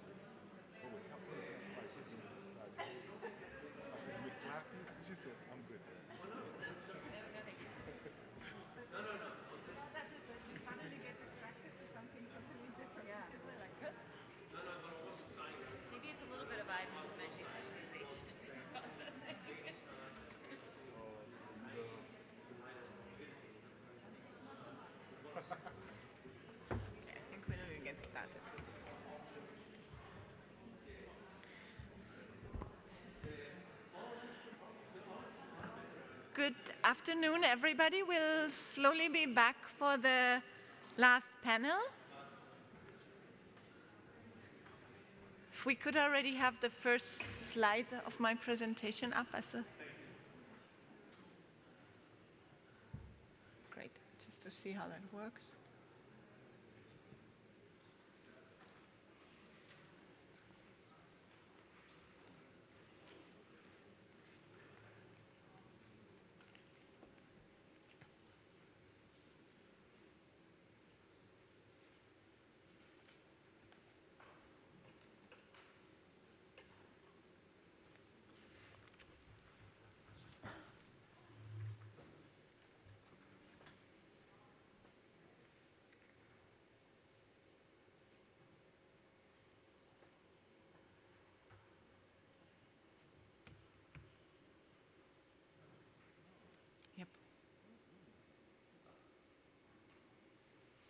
Great. Thank you, everybody who's still here. We know it's been a long day, a lot of presentations, a lot of interesting people to meet throughout the conference also. So my name is Anja Busse. I work for United Nations Office on Drugs and Crime, and mainly on our global treatment project. We would like to thank really also in the name of all the speakers, first of all, really NIDA International for having us here. It's an honor and a pleasure to meet you all here. And the session we would like to talk about and discuss with you about this 1.5 hours still to come is about training materials on elements of family therapy for the treatment of adolescents with substance use disorders. So that's something we have recently developed at UNODC together with the input of many experts, and of whom 3 of them we have here with us on podium. And so you have seen on the agenda, let's see if that works out. Right, so who's here with us on panel is, first of all, Professor Philip Cunningham. He's professor in the Department of Psychiatry and Behavioral Science Family Services Research Center in South Carolina, and Philip has a long-standing commitment to addressing psychosocial needs of children and adolescents, especially those who are disadvantaged and underserved. And Philip also collaborated with the former center director, Scott Hengler, in conducting many of the pioneering outcome studies of multisystemic therapy, a comprehensive family and evidence-based treatment. And then also here with us on panel, we have Lemin Zhang, or Zhang Li. He's associate professor and the chair of the Department of Global Health and deputy director of the Center for Training and Research on Substance Use HIV at Hanoi Medical University in Vietnam. And he also led the development of the Vietnam HIV Addiction Technology Transfer Center together with colleagues from the US at Hanoi Medical University. And then we also have here Molly Bobek. She's the director of clinical implementation at the Center on Addiction in New York, on faculty at the Ackerman Institute for the Family, a preeminent training facility for family therapy in the United States, and she's also a therapist in private practice. So in how all of us kind of got together, you're going to hear about a little bit more now. So just to say welcome again. And I will be not only chairing, but also doing the first presentation. So I'm changing hats now, kind of to start sharing with you a little bit how we went about developing and initially implementing this family therapy training modules, and what we will be up to in the future. So, but maybe first of all, for all of those who don't know UNODC, as said, it stands for United Nations Office on Drugs and Crime. What you can see there is our headquarters in Vienna as it was portrayed in the Black Panther movie, in case some of you have seen it. So that's the place where in the end, it was decided to share the good energy. So, but nevertheless, I mean, our office is not as big as it seems there. Most of the offices are actually covered by another agency, but we have 1 or 2 floors there. But most of all, UNODC also has offices all around the world, field offices, the biggest ones in Afghanistan and Colombia, but also in many, many other countries in the world. And our mandate to work on drugs comes from the International Drug Control Conventions, but obviously, as the name says, there is also a mandate to work on crime. So UNODC is also looking into all the other not so nice things in this world, like human trafficking, drug trafficking, anti-terrorism, anti-corruption, and so on. Just a couple of data to start with. So, one of our, let's say, flagship publications is the World Drug Report. This is still 2018. New one is about to come out. So, at global level, there are estimates that roughly 5.6% of the global population between 15 to 64 have used the drug at least once during the past year, so to say. And some 31 million people are considered to suffer from drug use disorders and therefore to be in actual need of drug treatment. And also the 2018 World Drug Report for the first time looked a bit more what's the situation for younger people, so people under 18. Basically, first of all, there's very limited data available.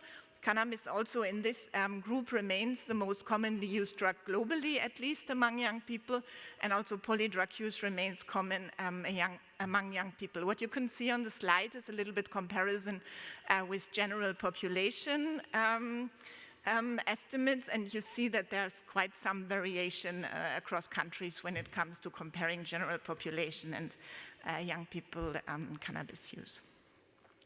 Also, the World Drug Report kind of looked into adolescents and drug-related arrests. And again, I need to say data are very limited. So based on an estimates from over 40 countries, it seems that about 3% of people arrested or cautioned for the possession of drugs in the year 2015 were aged 18 or younger. And for more serious offenses like drug sales, let's say, 1% of those arrested or prosecuted were children, so also under 18, but this still translates to roughly 170,000 people, and this is not global, because as I said, this is an estimate based on 40 countries. And as we are kind of moving into the topic of treatment of adolescent substance use disorders, just to remind us again that obviously there is a huge range of biopsychosocial risk and protective factors, and you yesterday had a session on social determinants kind of health or of substance use disorders, and all of this comes into play, and then obviously, let's say, accelerated by the special time adolescence and the brain developments going on there. And sorry. Yes, and one thing I also just wanted to mention, and this is something we have taken into account when starting this work, is some studies, pointing in the direction that while, so to say, adolescents coming from poorer communities might be experimenting less with drugs than adolescents coming from richer communities or groups, but they are on the other side much more on the trajectory for actually developing dependence in later life. So there is some sort of an important factor that contributes to inequalities, also when it comes to, let's say, socioeconomic status and drug use disorders. In this, you are very familiar with kind of the risk of a range of risk factors for substance use, but the, let's say, interesting thing is that the same risk factors very often also play a role in the development of other behaviors, such as, for example, early school dropout, teenage pregnancy, violence, delinquency, and so on. And family factors kind of are an important factor to consider across all these areas. And that's something, as I said initially, in UNODC, we are working, not only on the drugs mandate, but also on the crime mandate. So for us and for the member states in UNODC or supporting UNODC, it's very important to look at kind of what is available that can have outcomes beyond one area, maybe that can have an impact, let's say, on drug use and delinquency at the same time. Well, and being said, looking at all these vulnerabilities, they're not a destiny, they can be influenced. And I'd just like to point you to the existence of both the international standards for drug use prevention, that here actually is an old photo, it's a UNODC WHO publication, and also the international standards for the treatment of drug use disorders, which is again a UNODC WHO joint publication, and which in a much more comprehensive way than what we can do today kind of line out a range of evidence-based interventions across a larger spectrum. Also, I wanted to say that supporting adolescents with substance use disorders is very much in line with the existing international policy framework. And, I've just listed a couple of conventions or resolutions that are important, like, maybe the most important convention of the rights of the child, but also the Commission on Narcotic Drugs, which is the steering board, let's say, for UNODC, or the parliament in the end that makes global drug policy, passed Resolution 58.2 on supporting available scientific evidence-based treatment and care for children and young people. So there is a clear mandate, let's say, coming from international community to do such work. And also, just to remind you that both drug prevention and treatment are part of Sustainable Development Agenda. So it's not only, so to say, something that international community considers as good for, let's say, or in support of people with drug use disorders, but actually it's being considered that this plays an important role in the overall development of countries and regions, and I think that's very important. And also important to hold accountable national and international decision makers. So finally, coming to the talk really in more detail of this presentation. So, a little bit like you've seen before, especially in low and middle income countries, adolescents with drug use disorders and their families are facing grave challenges, especially without access to effective treatment and rehabilitation services. And there are estimates at a global level, and this is not only for adolescents, but for general population, only 1 in 6 people in need of drug treatment would have access to it. And, for some regions, this is a very optimistic estimate, but because it's a global average. And so we started looking to what's there kind of in terms of offering support to families and adolescents with substance use disorders, and very quickly came across family therapies, form of psychotherapy that really works to reduce family distress, maybe enhance family solidarity and improve, let's say, the functioning and communication within family members. Family therapy, and we'll talk about that in more detail, has a strong evidence for treating adolescent substance use disorders and conduct problems. And it was both recommended in the UNODC International Treatment, UNODC WHO International Treatment Standards, but also by WHO in another publication on mental health, the WHO MHGAP. And nevertheless, there are huge barriers to the implementation of family therapy in the community, and I think that's something we wanted to look at. Also, as we were thinking going to low and middle income countries, and just in the presentation before, you've heard of some of those real life challenges very much. So, and then what we started doing actually not so long ago, in collaboration with WHO and leading experts in the field of family therapy with funding from the government of Japan, we started developing a science-informed, skills-based and scalable treatment training package with elements of family therapy. So you see that, on one side we are trying to be a little bit modest. It's really elements of family therapy, which has to do very much with the fact that we wanted to have something that has a potential to be scalable. Whoops, and well, these are just a couple of slides that are not coming from us, that I've just borrowed from others that have done studies, but just so to say, to make the point, this is from one particular family therapy model, BSFT, that could show how it is working very well in engaging and retaining difficult use and family members into treatment, which is a huge challenge. And obviously that it works on what we started talking about, the reduction in drug use. This is from multidimensional family therapy, better than individual psychotherapy. And these slides I've borrowed from a recent presentation by Ken Winters that kind of looked at that family treatment as well as cognitive behavioral therapy and motivational interviewing would be, let's say, recommended or important approaches in terms of adolescent substance use treatment. Sometimes also kind of combined in combination. So either family therapy, let's say, with elements of motivational or cognitive behavioral therapy, or with contingency management, so in different forms. But that's where the science is. I mean, question, and this is from the WHO Evidence Center, how the recommendation is made there for family therapy, especially around cannabis and stimulant use, after they have done actually systematic literature review. So the overall objective when we sat down and developed the first draft for the UNFT to make elements of evidence-based family therapy available as part of our UNODC training materials that are already existing on other areas, to have this training material then of course in the public domain, because everything that has a UN logo on is in the public domain, and think about implementation in low and middle income countries. And you know, one of the things, of course, we were trying to think of something that ideally doesn't do any harm, right? So that it's not only well meant, and then in the end, kind of things get messy. And the UNFT is now very much part of the TreatNet training materials, which some of you might have heard of, and I show later. These are training materials that we started developing together with a team at UCLA around, I think, 2005, 6 or something, and that are covering both screening, brief interventions, pharmacological treatment, psychosocial treatment. Now there is a module on management of treatment services.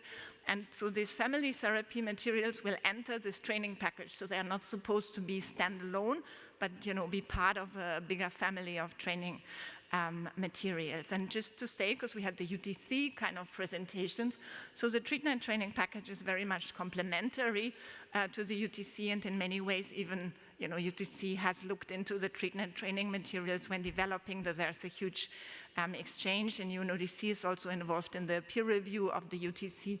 So these are not, let's say, exclusive, but complementary training approaches. Another thing which we did when we developed the UNFT, and this is a little bit more tricky, as I said, you know, our mandate is much broader than drug treatment, so we also kind of were asked kind of to look into, is this potentially going to work also in other areas? And we started exploring the potential to prevent recruitment into violent extremist organizations and gangs at the same time. And all of this, obviously, with a big goal to create societies resilient to drugs and crime. And just to say, I mean, and this is again from certain selected studies, really, how this is again from a European study on multidimensional family therapy. It showed, so to say, better reductions in delinquency compared with group therapy, I think this was. Yeah. And, you know, we also looked into a study that very initially kind of showed promise in reducing high gang risk and rearrests and so on among gang members. So all of this for us was very important, that there is this promise also across other areas of our mandate, so that it ideally should work for substance use treatment. But if, you know, it's also going to be beneficial for other areas, then, you know, that would be very helpful. So this is, for example, a risk list that has been developed on violent extremism prevention, and among one of the risks these researchers identified was also that stressors such as family crisis were among the identified risk factors. And our colleagues that are working on violent extremism prevention very much highlighted how the role of family is key in terms of prevention of radicalization, the recruitment into violent extremist groups, and then for those that actually left as foreign fighters, the travel of vulnerable youth. So let's say there was some indication, but I'm not talking evidence, right? Yeah, this maybe I'll skip. So, and then just to come to the overall UNODC process, how we started, and then I will be handing over to Philip. So in, I think, more or less a year ago, so where this has all been a very fast process, in May last year, we brought together in Vienna a diverse group of people, and Philip is going to talk more about that. So leading researchers in the field of family therapy, but also researchers, experts, and practitioners from low-middle income countries, mainly in Asia. And with this group, we started the development of the family therapy models, and Philip is now going to talk about that. I just wanted to highlight you kind of what came after, and this we will then, well, or maybe I'll hand over to you here, And then what happened after, I'll tell you when I come back. Thank you. Push the green button, right? Yeah, green button is on. Well, thank you very much, Anya, and thank you, NIDA International, for inviting me. Seems like I'm going many places dealing with evidence-based treatment, so I do thank you. And my picture is not, I'm not in that photo because I was a day late. My wife and I, to celebrate our 60th birthdays, went on our first cruise, so, but I'm disappointed. Okay, all right. I'm gonna talk to you about the sessions that I was involved with. My slides is not moving. They're not yet here. Oh. Oh, you know.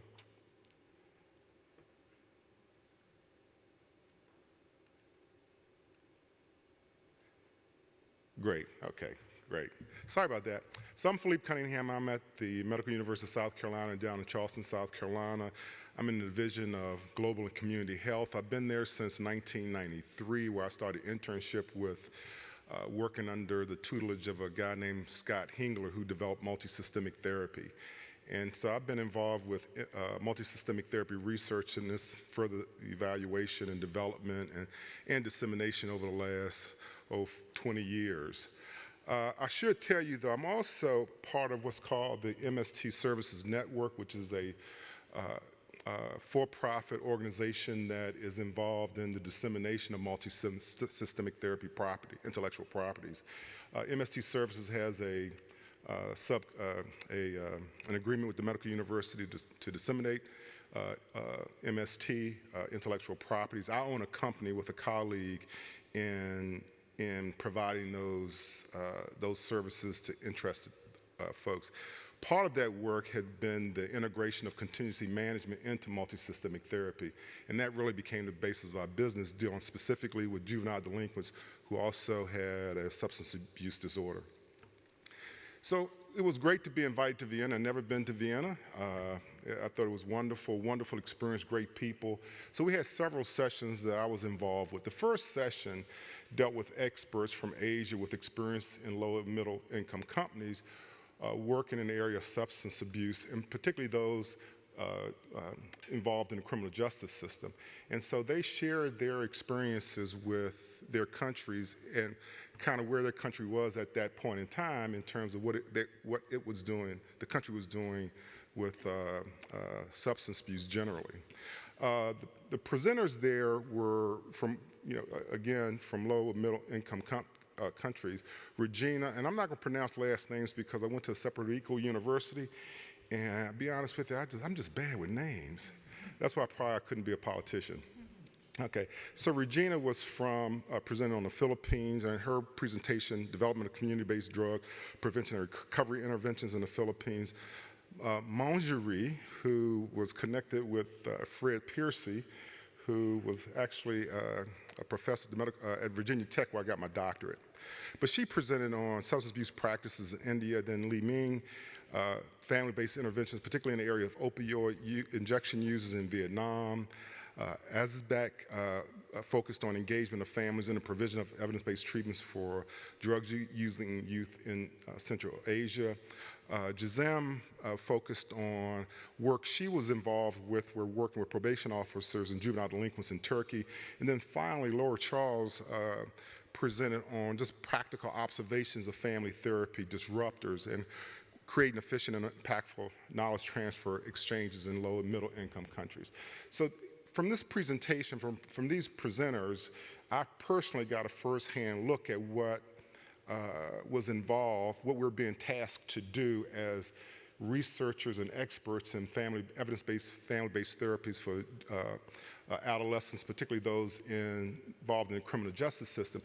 And to be honest with you, I'm going to share with Anya, the reason I agreed to go was I had my business hat on.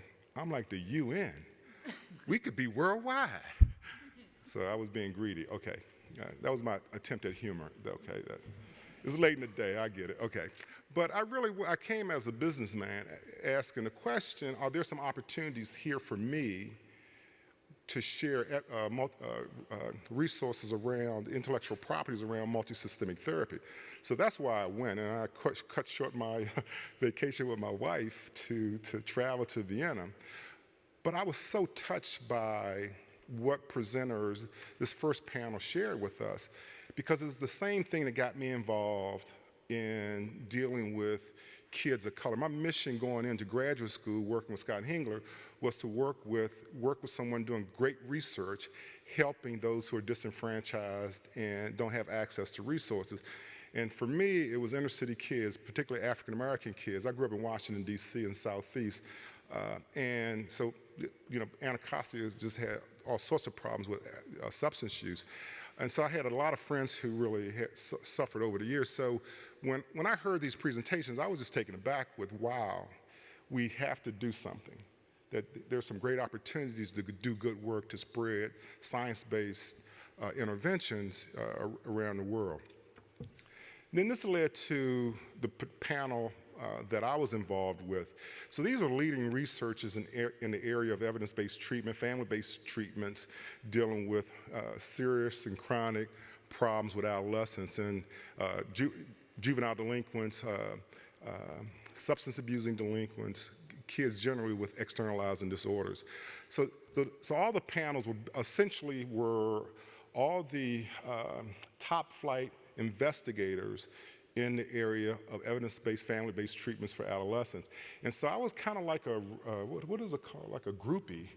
I felt like I was like, wow, these are all people I've really researched when I was in graduate school and also my young career in family-based work. And the presenters there was first Natasha. She focused on family therapy with disengaged youth. Her work had centered around kids, basically some involved in sex work, but kids who had run away from home. Tom Sexton presented on functional family therapy. And by the way, these are all evidence-based treatments for adolescent behavioral problems and delinquency, substance use. So if you do a research on evidence-based practices with kids with externalized disorders, you're going to come in contact with one of these models. Howard Little presented on multidimensional family therapy. Henriker focused on MDFT as it was implemented in Europe. Jose Chapasnik presented on brief strategic family therapy. Monique Statz presented on adolescent community reinforcement approach to adolescent substance use. Maria Zaza presented on a matrix model, which is a model that incorporates several evidence-based elements, including CBT, MI, contingency management, 12-step facilitation, some family therapy, and then medication-assisted treatment. And then finally, Farrah Piercy presented on just goals and skills common in evidence-based treatment. He had done a review, a published paper that focused on that. So our group, we were tasked with first presenting each of our models independently, and to be honest with you, there was some, what's the word, when alpha males get together, you know, I'm gonna do better than you. That was my second attempt at humor. Okay, all right. And so, but I was, like I said, I was a group. I'm like, I'm with Howard Little, you know, Jose Chapasnik, so I was real impressed. So basically we were tasked with, well, like, what are the common elements in evidence-based treatments for adolescent substance use, and particularly those kids who are involved in the criminal justice system? So first, it had to be science-informed. It had a focus on human rights. It has to be human rights-based. It has to be skill-based. You have to teach people skills. That it had to be practical and as simple as possible. So let me pause for a second. So if you were trying to implement MST, which is the only evidence-based model I can speak on personally, what's required, if you wanted to contract with me for me to share with you, help you and your faculty, your team, your whoever, be exposed to MST, what it's going to require is going to be 40 hours upfront work. And that upfront work is just to see if you are ready as a facility organization to actually, so we do what is it called? Stuck for a word. Yeah, a needs assessment, but also we assess, are you ready to implement an evidence-based treatment? And that work, that usually takes, like I say, probably 40 hours, because we not only meet with the provider, but we also meet with the provider stakeholders. Once we sign the contract, now we're looking at 40 hours of somebody teaching your staff how to implement MST, right, on site. Then it requires weekly case consultation, but it also requires quarterly booster trainings. Every 6 months, we do a report that basically assesses how well or not you're doing MST. Now, of course, that comes with a lot of dollar signs. That's a lot of money.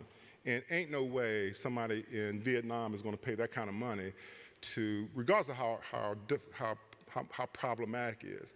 So when Anya impressed upon me, and our first panel impressed upon me this idea that we are focused on low and middle income countries with few resources, I still want you to tell me what we can extract from the literature, from your evidence-based models, what we can use in these countries. And so when we say being practical and simple, we're thinking that you're not going to have that sort of time and those sorts of resources to develop, to put into developing a group of individuals that can implement an evidence-based treatment. It also had to be scalable, that we're only looking at 3 to 4 total days of training. We had to focus on the common elements of effective family interventions. It had to be feasible and adaptable because we're dealing with multiple countries, not just one single country. And then finally, it had to be flexible because it had to meet the cultural context, and I think the previous panel talked about what's happening on the ground. The reality of what's happening in your community, what's happening in your country in and around substance abuse treatment. So it had to be flexible. So with that backdrop, now there were definitely some heated discussions around what these core elements were.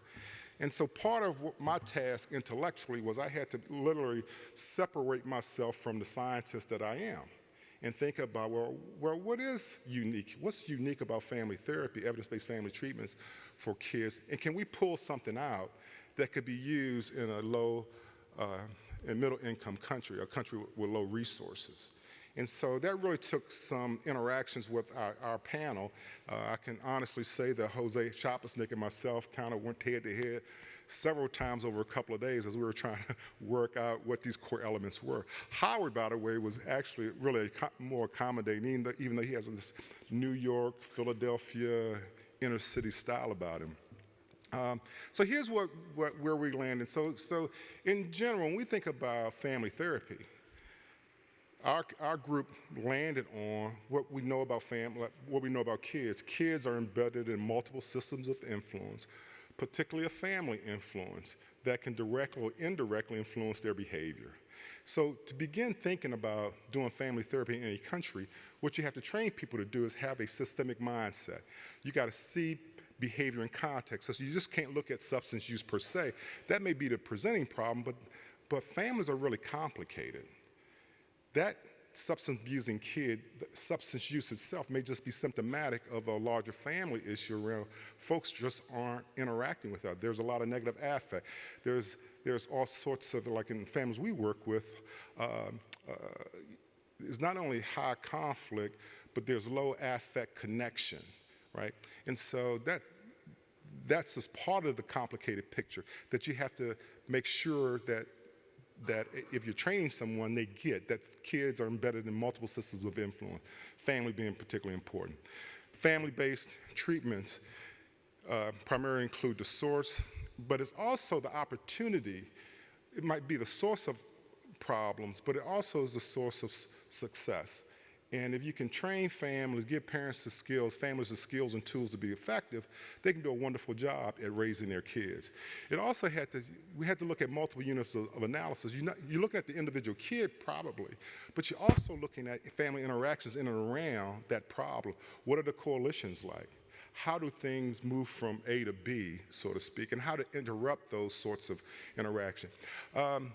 This idea of principle of circular causality is that we maintain a non-blaming relational understanding. One part of the task is training someone to understand that families are doing the best they can with the resources that they have. You can't live their life for them. You can't take over their parenting, right? You can't give them resources. You can just give them tools, skills to be ultimately effective in impacting their kids' lives. Family-based interventions goes beyond just treatment of the individual kid and family, because you also are treating of like when you're dealing with substance abuse and delinquents, you also have to be prepared to have families deal with their peer group.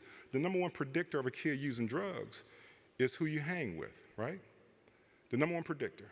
Most drug use occur in a deviant peer context. The number one predictor of relapse is who you hang with. If you go into treatment, come out of treatment, and you go back hanging out with your same substance abusing friends you hung out with prior to going into treatment, you come out, you hang out with them, you're going to probably relapse. The number one predictor of relapse.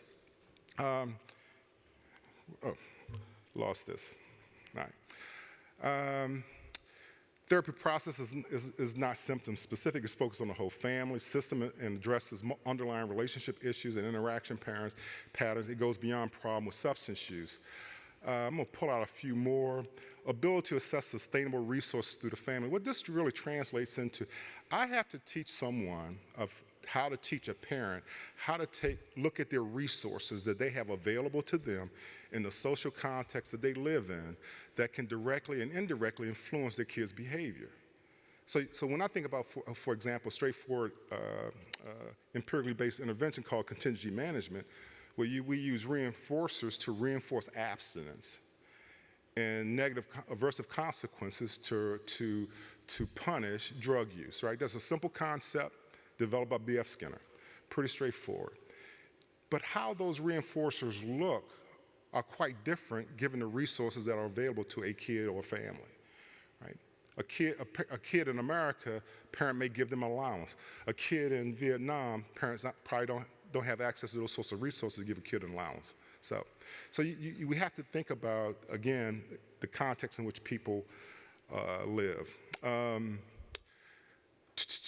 Both conceptualization and interventions bring back fundamentals like love, connection, bonding, trust among family members. And so you'd be surprised at the number of families where there's little or no affective connection, right? Sometimes treatment is literally about how to teach someone to show affection, right? I mean, literally, I spent some time with, NIDA was involved with the White House Office of National Drug Control Policy's media campaign on helping America's youth. One of their public services announcements had to do with basically having actors model a parent how to actors modeling for parents how to have a relationship, how to start conversations with their kid. You'd be surprised at the number of parents really don't know how to have a conversation with a 12, 13, 14-year-old. Finally, well, there are one or two more. Fidelity is critically important. That if you're going to do an evidence-based treatment or core elements of evidence-based treatment, you got to focus on fidelity. One of the things I learned a long time ago is that it's easy to quit on people with significant problems. It's easy for mental health practitioners, substance abuse counselors to quit on the kids and families they work with. I mean, one of the reasons that MI had taken off so well was because historically substance abusers were dropping out of treatment. And the way substance abusers were treated back then made a lot of sense. And so this idea of we got to make sure we give the clinician the skills and competencies, and fidelity measurement actually can see whether or not they're actually using those skills or not. And then finally, that we're looking at an ongoing relationship, that we really have to be in a position to support families, and so family engagement is critically important. And by the way, you'd be surprised to know the number of folks in mental health and substance abuse treatment haven't been taught how to have a relationship. And so thank you very much for your time.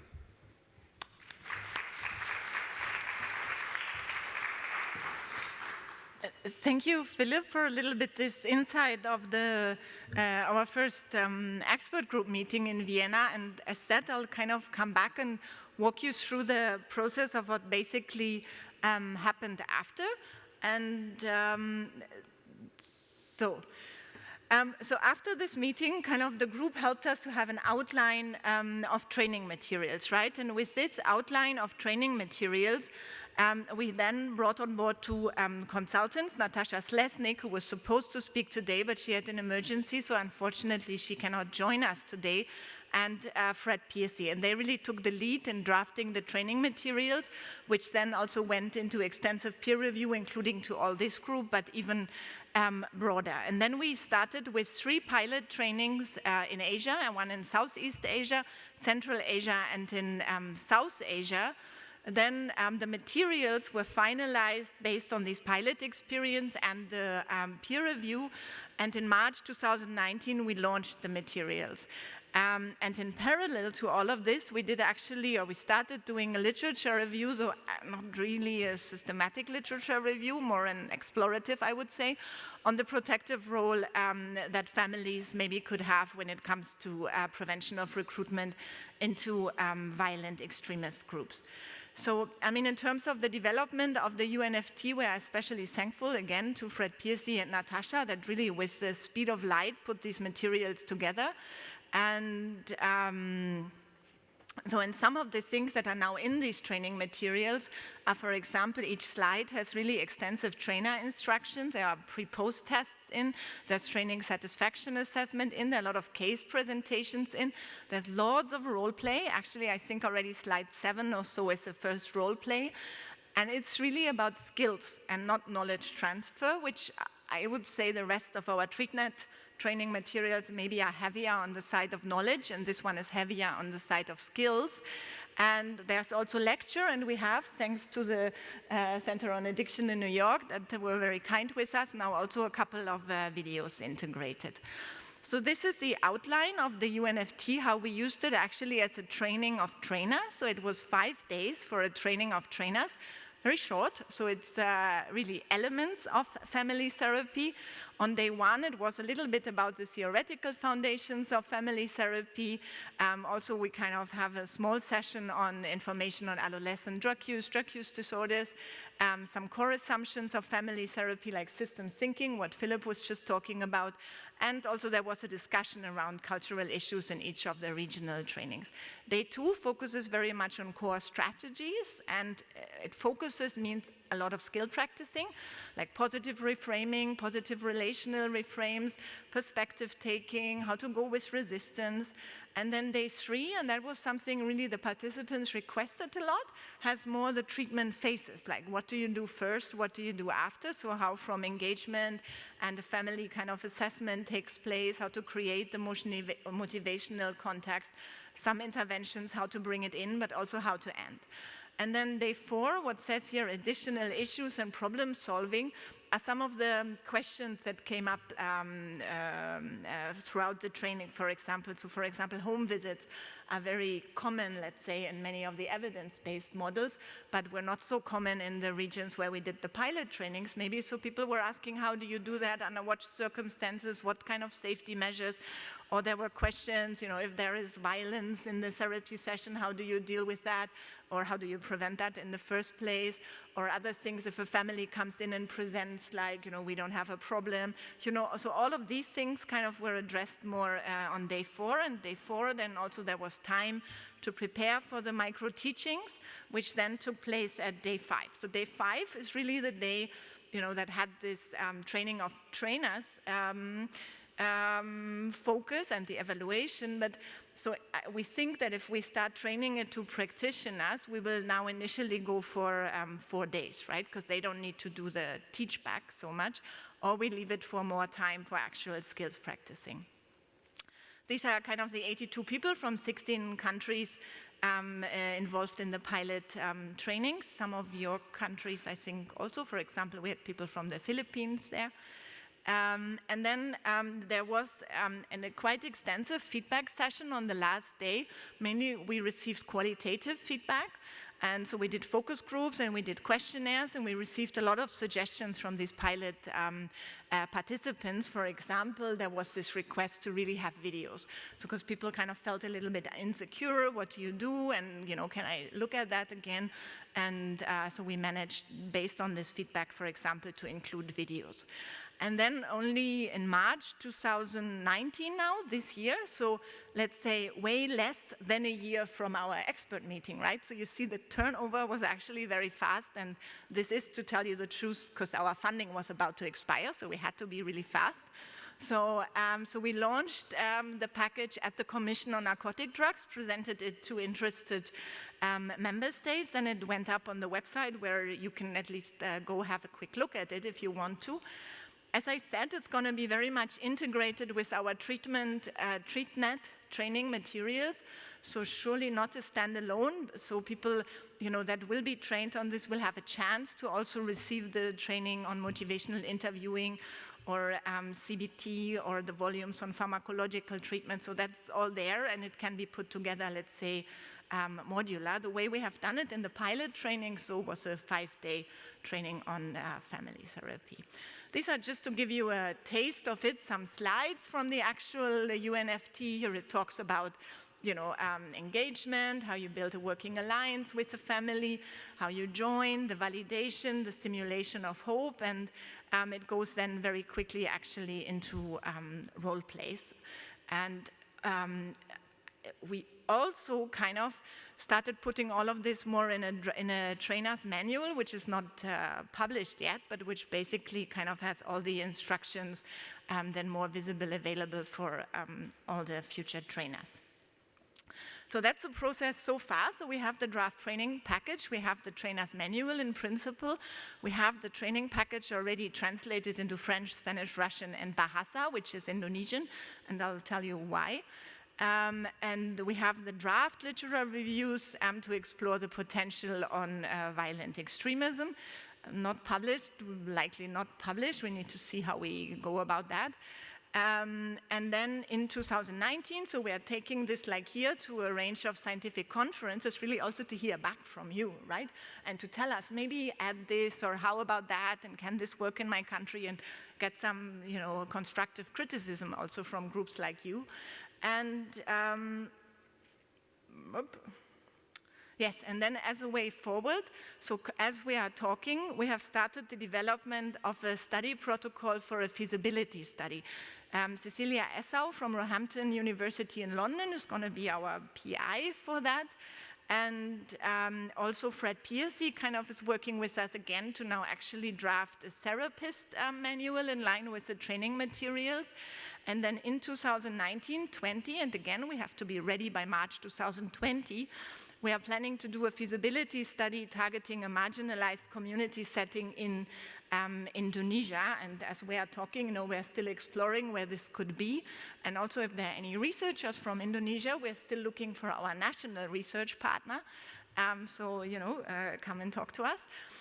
And so in March 2020, we will need to present the initial results from this feasibility study. So this is kind of information from the government of Indonesia that basically told us that family referral takes about 40% of treatment seeking behavior. So 40% of people come referred by families.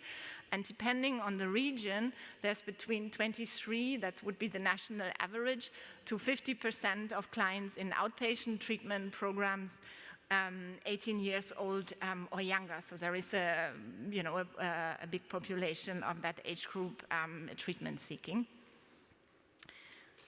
And in reality, you know, without us supporting this much, the Indonesian counterparts have immediately taken the training materials and already done an echo training. So and we were not much involved in that, so but they said this is useful for us, we roll it out. And they trained in another 34 provincial clinics and in 6 residential treatment programs. So in reality, this is interesting for us because, you know, they gave us the first data that they had, they did pre and post tests, and so they had a knowledge increase of 28%, and, you know, and this totally detached from us, just saying, okay, let's do it, so which was nevertheless kind of interesting. And I mean, and then also there are some considerations that we need to take into account for our feasibility study, and some limitations maybe to that. We will need to go in an area, you know, that is somewhat, where the services are somewhat in reach of families in need, and where there are at least some services still existing, right? So other than that, who do we train? And we will need to take into account that wherever we go, we also will need, of course, the political buy-in from the local governments for the feasibility study. And then, and this is going to be very much future work, but maybe in a year from now, hopefully we are already there. Obviously, we're hoping that after the feasibility study, we can take this to more of a study on actual outcomes in the families and with the adolescents. And we will keeping on exploring carefully, though, these linkages with other UNODC mandate areas, such as prevention of violent extremism, but maybe also looking into areas of prevention of human trafficking and so on. So with this, I thank you for your attention and put on my hat as a chair of the panel again. And just to say that we will take questions at the end. So we will have Zhang now presenting, and then Molly, and then you get, let's say, the roundabout picture, and then we're up for questions and comments. So the floor is yours, Zhang.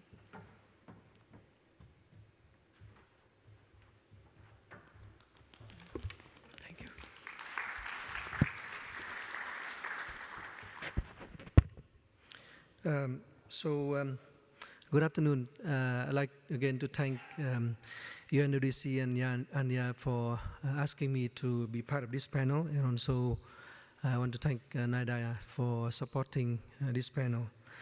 So my role in this panel is to, now we have a UNFT, and how does that fit into the picture for Vietnam, especially in addressing the HIV and substance abuse epidemic in the country. I'm with the Hanoi Medical University, but as the Anya mentioned, I also lead the Vietnam HIV Addiction Technology Transfer Center, which is supported by PEPFAR and SAMHSA at Hanoi Medical University. So I will go quickly, give you a big context of Vietnam, and then go to how I see the UNFT would fit into our work and also our plan ahead. So this is the big picture. As you know, that the HIV epidemic in Vietnam in the past 20 years have been driven by people who inject drugs. But the good news is that we are seeing a real decline in prevalence in the past 10 years, especially with the introduction of ARV and MMT. And even in some urban settings, the HIV incident now is getting to 0. And this is a really good news, and a big study supported by NIDA, led by Don Desjardins, has shown that in Hai Phong, one of the urban settings, the HIV incidence among injection drug users is really declining. And that's really thanks to one of the largest expansion of methadone program in the world. And between 2008 to 2017, in 10 years, we increased the clinic almost from 0 to more than 300 clinics in the country, reaching more than 50,000 patients. And currently we have all of the provinces in Vietnam, 63 provinces already have methadone clinics. And this is really addressed both the opioid epidemic and the HIV epidemic in the country. But that's actually raised a few challenges. The first one is as the injection drug users live longer, and they don't die because of HIV, thanks God, and but they're staying in treatment also at both addiction and HIV treatment longer. That's create a huge burden for the family. As most countries in Asia and other settings, you see that family really involved with the people who inject drug. In our survey, supported an RO3 study supported by NIDA, of 521 opioid injection drug users in Hanoi, we saw that comparing between the HIV positive versus HIV negative people who inject drug, the family actually provided more support for people who are HIV positive, and this is something that's quite uncommon in other settings. Similarly, family also talk more about HIV and with their children once they get infected. And who are actually in the family, that would be parents, the spouses, and children, and those who are living with the people who inject drug, and they are the one who provide the main support for these individuals. But that led to this is the same study, we survey among the family members. As you can see that the predictors of common mental health disorders here include depression, anxiety, and stress. Care burden is the largest, is the main predictors. And then we see also the row below, the FF, which is family functioning, has inversely related to stress for the family members.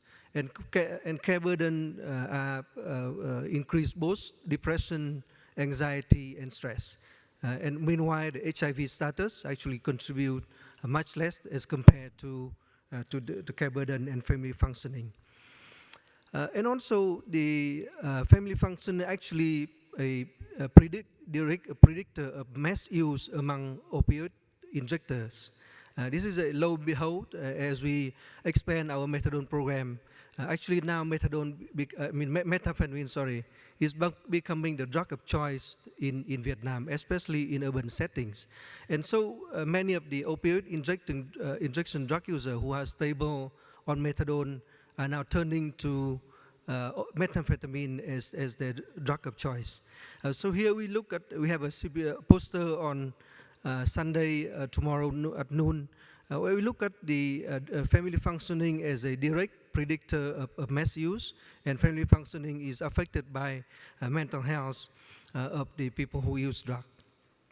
So given that context, the changing rapidly of the drug scene in Vietnam, moving from heroin to methamphetamine, the increasing number of people who are living with HIV staying on treatment, and that creates a huge burden for the family in terms of caring, in terms of and other issues as well. So what are some of the challenges? Of course, many injection drug users conceal the drug use and HIV status from family members. But also the issue of stigma, and the stigma here is not just aimed at the people who inject drug, but also aimed at the family, because in Vietnam, that's considered as a collective identity. And because of the stigma, both the family and the people who inject drug tend to isolate themselves from the support of the community. The third challenge is our addiction workforce and system is fledgling at best. As you can see that we just started the methadone program 10 years ago, and we still have a lot of challenges in building the addiction workforce. For example, we don't have any counselor who are trained in family therapy. Most of our providers don't appreciate the healthcare needs of the family, as well as they don't see the therapeutic potential of the family. What they see is that if they have a problem with the patient, they would call up the family as if the family should be responsible for that problems. Meanwhile, the family think that now I have put my son, my daughters into your hand, that's your problem, not my problem anymore. So there's that kind of tension between the providers and the family in terms of how to solve the emerging issues such as methamphetamine use. So why UNFP is beyond appropriate for Vietnam and beyond? As I mentioned, that we have very limited human resources, and yet there's a huge need for family intervention and family therapy. And that's actually, as I shown earlier, not only having good effects on family functioning, on family members, but also directly have good impacts on the outcome of substance use. UNFD is supported by other TreatNet models, which, as you know, that have been used worldwide and really friendly to users who don't have, usually in a context like Vietnam, they don't have a graduate training in clinical psychology or social work or other similar fields. UNFP is adaptable to existing experiences in working with the people who use drugs and their family members. And lastly, As you can see that despite the materials already built up, there's still a lot of work that need to be done by local trainer to adapt the principle, the materials to social and cultural context, and hence there would need to be constant monitoring of the process. So what would we do in Vietnam? We as a VHATTC are supported by PEPFAR and SAMHSA, and we would like to, and our role in Vietnam is to train and provide technical assistance for providers, not only in the methadone clinics, but also in the treatment system in Vietnam in general, healthcare system, as they address the drug use. So what we would plan to do is that we would use UNFT as a component in a comprehensive package to address, first of all, methamphetamine use among HIV-positive methadone patients, so that we could really help them to stay in treatment and help to maintain the good effect of methadone treatment on HIV epidemic. But also we need to address the mass use among adolescents. As I mentioned, that mass now, methamphetamine, ATS in general, is now becoming the drug of choice in Vietnam, and really have to do something about that. And lastly, we will evaluation of this pilot work, and hopefully together with the experience from Indonesia, we will develop the training materials, and also looking whether we could submit for future NIH grants. So that's the plan for Vietnam, and I thank you very much for your attention.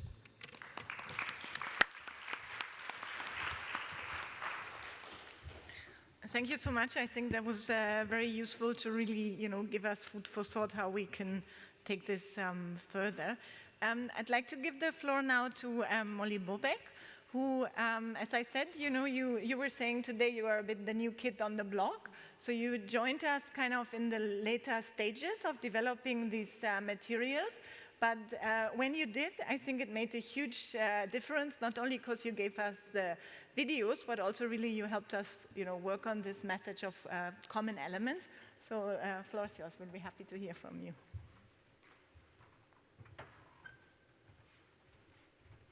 Good afternoon. Thanks, Anya. Thanks to UNFT, and thank you to the NIDA Forum. It's really a tremendous honor to be here. And as Anya mentioned, myself and my colleague Erin Hoag at Center on Addiction came aboard this collaboration sort of late in the game. But I think it was certainly some wisdom in that, because what I'm going to spend a little bit of time talking about today is sort of our course of research there that supports a common elements approach. And I'll talk a little bit about some NIDA-funded work that has meant to sort of illustrate three main questions, or to answer three main questions. The first being, can treatment in the real world for family therapy for adolescent substance use, which we know is the most effective practice, can treatment in the real world work outside of manualized proprietary family therapy? So that's the first question that we've been trying to ask and answer over the past 10 years. The second question, if so, then what is that? What is real world, non-manualized family therapy? And then the third question, which is sort of the next steps of our work, is if so, then how do we train folks in non-proprietary, non-manualized, effective family therapy for adolescent substance use? So that's what I'm going to talk a little bit about today. So we've already touched upon this a little bit, but one of the things we know is that there's some really significant barriers for the dissemination and implementation of these evidence-based practices. As Philippe was talking about, they're a little bit clinically complex, and that interventions are sequenced in a particular way. We also know that the kind of quality assurance that's required by the manualized family therapies for adolescent substance use are expensive, they can be demanding, hard to sustain. And then we also know that if this piece is missing, if there isn't ongoing fidelity, maintenance, and quality assurance, that doesn't lead to the same outcomes that happens in the manualized treatment, in the study of the manualized treatments. And so we embarked on, again, a search to sort of try to think about another way than these manualized family therapies. And in that, we sort of think about this core elements approach as a way of kind of being disruptive innovators. Maybe we're flattering ourselves a little bit with that, but it keeps us excited, so that's what we're going with. One of the things that we want to be really clear about is that the core elements approach is not meant to replace the evidence-based family models. We're not trying to put Philippe out of business. What we are trying to do is have a place for the kinds of institutions that maybe at this moment can't totally afford Philippe and what he might have to offer, as he was saying. So, and one of the ways that we've found to be helpful to talk a little bit about that is this idea of some of these metaphors. So, just like for our banking, you can do a lot of work with an ATM, but sometimes you still need the bank teller to do certain things. We know that, for example, for those of us that need glasses, sometimes we can pick up reading glasses at the drugstore that will work just as well. But sometimes you need the optician. And so we know that there are certain settings, certain high need settings, certain settings that have a lot of resources for which the manualized treatments still have a place. But we also believe that the core elements approach has a place in those settings that cannot afford the challenges in sustainability that the manualized treatments present. And so we believe, again, that this core elements approach has these benefits of being scalable, sustainable, and yet still effective. And so one of the questions we have is, so how do we know if a core elements approach works? And so one of the ways we thought to think about that is to see what was happening in the real world in family therapy outside of the manualized laboratory-based studies. So starting about 12 years ago, we did a study in New York City where we recruited 204 youth that were not treatment seeking, and we randomized them to community mental health, 2 settings, one in which it was family therapy that was not manualized. Family therapy was just the standard of care in that clinic. And then the other half to a few other clinics that was sort of treatment as usual, primarily individual or group-based psychotherapy for substance use problems. And what we found was really exciting. So the first thing we found is that so in these real-world settings, that treatment as usual and family therapy in this routine setting were both effective. But we also saw that the family therapy condition outperformed on 5 of the 12 outcomes. What we also saw that was really exciting to us is that in the family therapy condition, they did just as well as laboratory-based studies of practitioners using manuals. And then, in fact, on some measures, surpassed adherence to those folks that are using a manualized model. So this was information to us that real-world family therapy can work, that family therapy outside of a manualized treatment can work, and so it sort of gave us our marching orders to try to figure out how to disseminate that more broadly. So it sort of brought us to our second question is, how do we determine what the core elements of family therapy are? So Philippe described that UNFT engaged in this, a real theoretical distillation, those 17 principles that you talked through. We thought that could be interesting and perhaps fun to think about empirically what might the core elements be. And so we took up a task of taking videotapes from three different prominent manualized family therapies for adolescent substance use: multidimensional family therapy, brief strategic family therapy, and functional family therapy. And those purveyors of those models sort of gave us their roadmaps. They gave us what they use to assess fidelity in the sessions of therapists that are being trained in that model. They gave us the ways in which their models assess adherence. And so we got these 300 videotapes, and we watched all of the videotapes with the fidelity scales from all 3 models. So we took the MDFT videotapes, and we spent a lot of time. It was a lot of fun, thousands of videos, thousands of hours of watching, and used the adherence scale for MDFT for those MDFT tapes. We used the scale for MDFT rather for both the MDFT tapes, the BSFT tapes, and the FFT tapes, and they did that with all 3 scales. with the belief that through a factor analysis that we could yield some of these distilled common elements in an empirical way. And it was really exciting because we were able to. So after taking those ratings, those observational fidelity scales, and having applied them to the gold standard tapes, we came up with these four key elements. Interactional change, sort of behavioral change, second order change, relational reframe, adolescent engagement principles, and then this idea of relational emphasis. We did an exploratory factor analysis and then a confirmatory factor analysis that yielded these four main factors.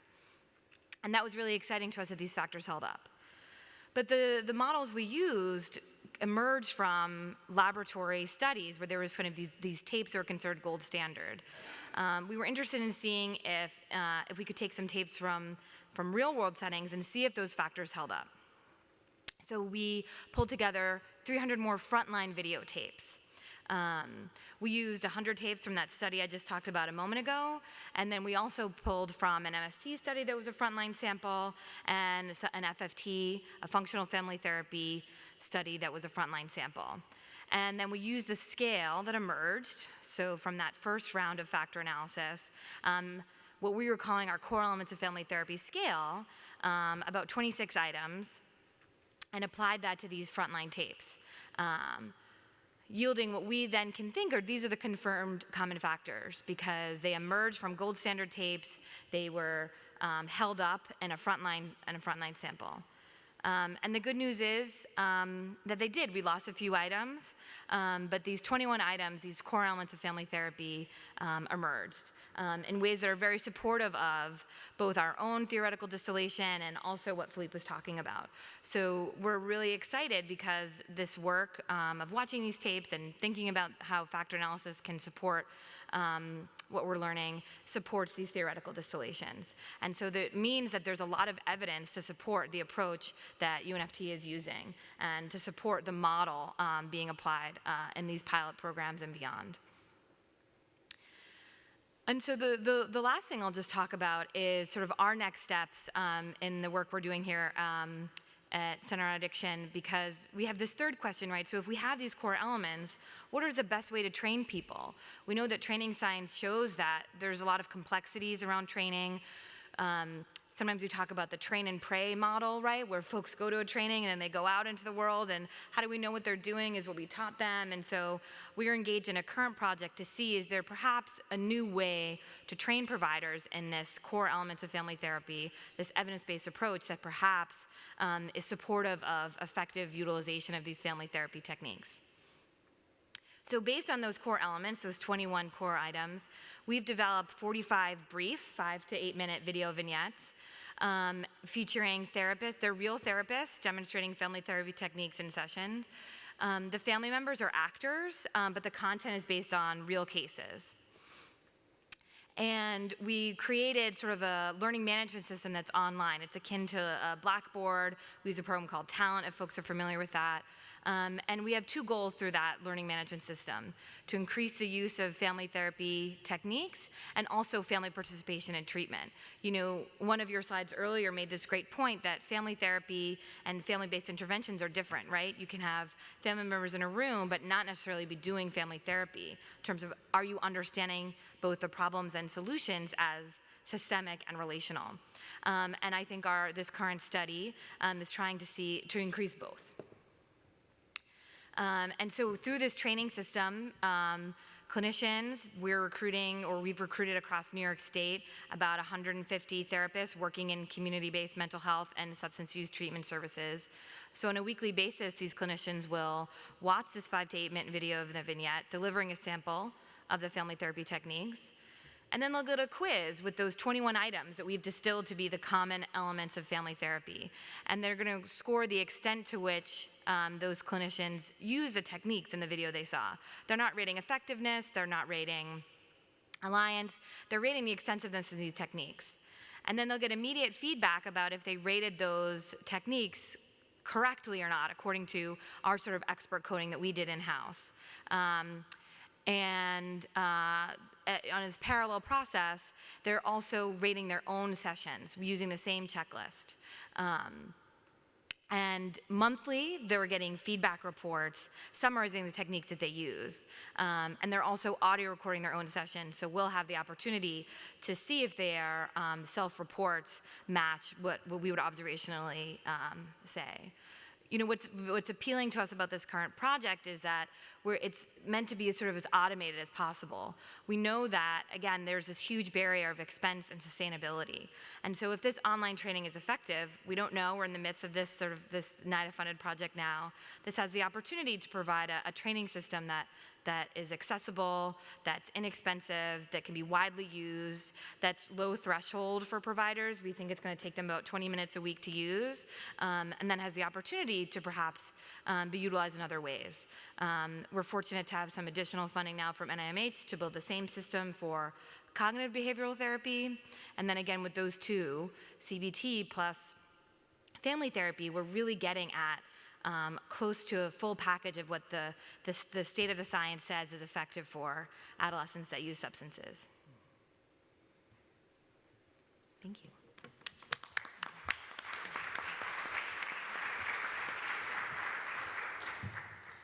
Thank you so much, Molly, for the presentation. I think according to agenda, we would have 15 minutes for questions or comments to all of the presenters. So if you'd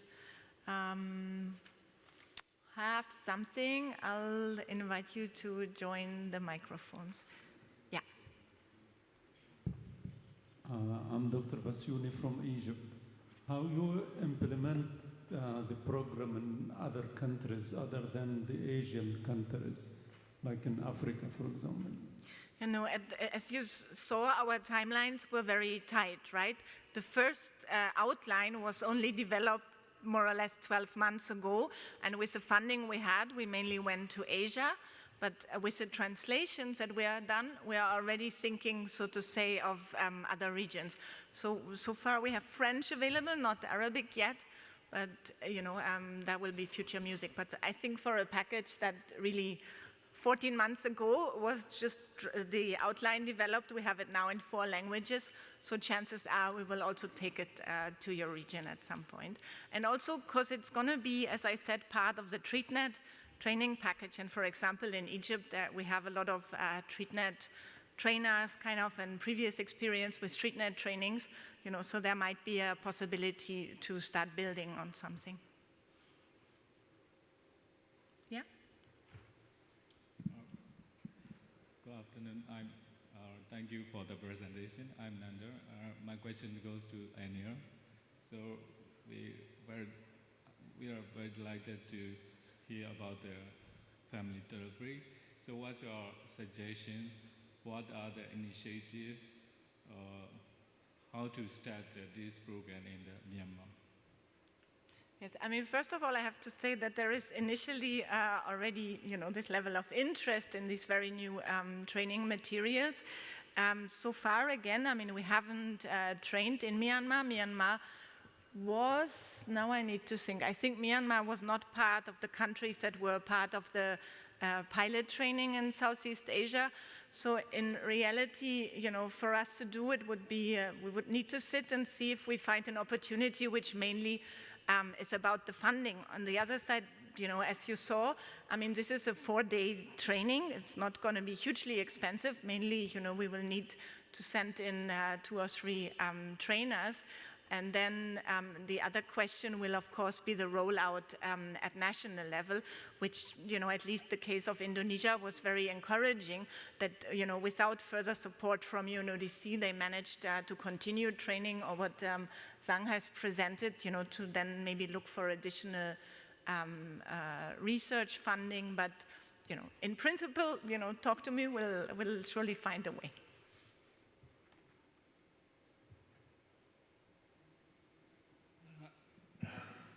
Congratulations, Anya, for this important curriculum. I have 2 comments. One is the definition of families. For example, it will be different from culture to culture. In Afghanistan, family is very extended than in the US and other countries. Like we have grandma, we have cousins and all these. these people. And another thing, some children or adolescents who are using drugs, they may not have families.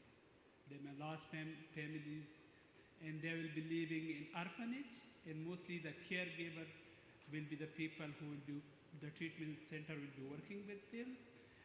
My comment is if this part is included in the curriculum, if the child don't have family, then how we will work with the caregivers. Yeah, so maybe this question on how to work with extended families, or let's say, I'm looking at you to see if maybe you can respond. I mean, this question on how to work with extended families or to work, so to say, in a systemic way with individuals is a little bit what the question was about.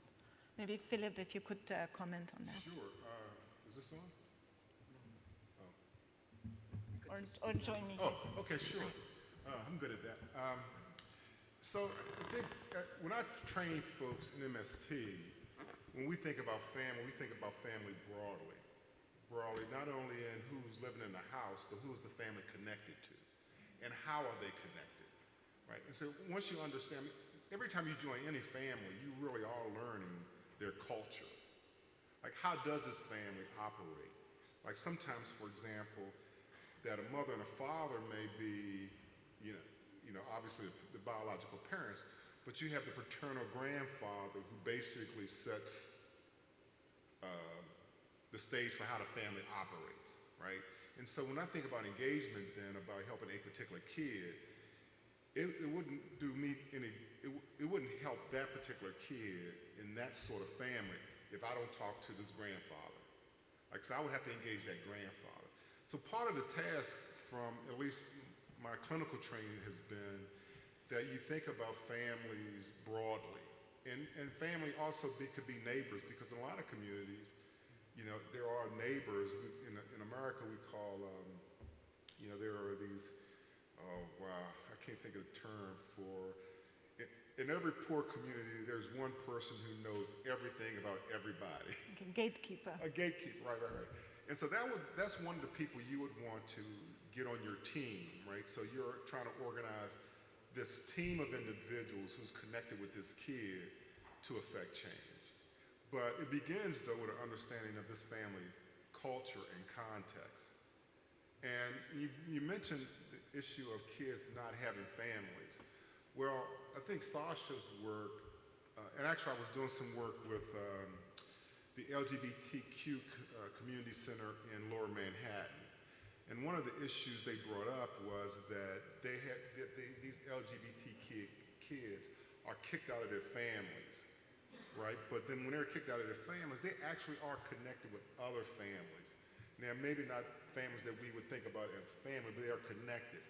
And in cases like that, we worked around how to engage that particular configuration of individuals to help a particular kid's sobriety. And sometimes we work with unification with the family, but it really depended on the context. I hope I answered your question. Molly, did you also want to comment on that, or not necessarily? On what? No, Molly, I'm just asking if she also would want to. Oh, sure. Yeah, I think what you said was really meaningful, and I also, the only thing I'll add is that a huge principle, I think, of relational and systemic thinking is a principle of self-determination. And so when we're thinking broadly, particularly if the adolescent is the sort of quote-unquote identified patient, how can we invite them to introduce us to their family of choice? Yeah, and maybe just to add, I mean, really the training materials do not specify so much now you're sitting here with one person or with 10 persons. I think they're really flexible enough in that sense to look into, the systemic thinking and how to, work with relations. And I mean, and I got trained in Germany on family therapy, and honestly, most of family therapy trainings in Germany are with one person, not with an entire family. And I mean, and then, you still have this opportunity, instead of asking the father, what do you think? You ask the client, so what do you think your father would think, a little bit, right?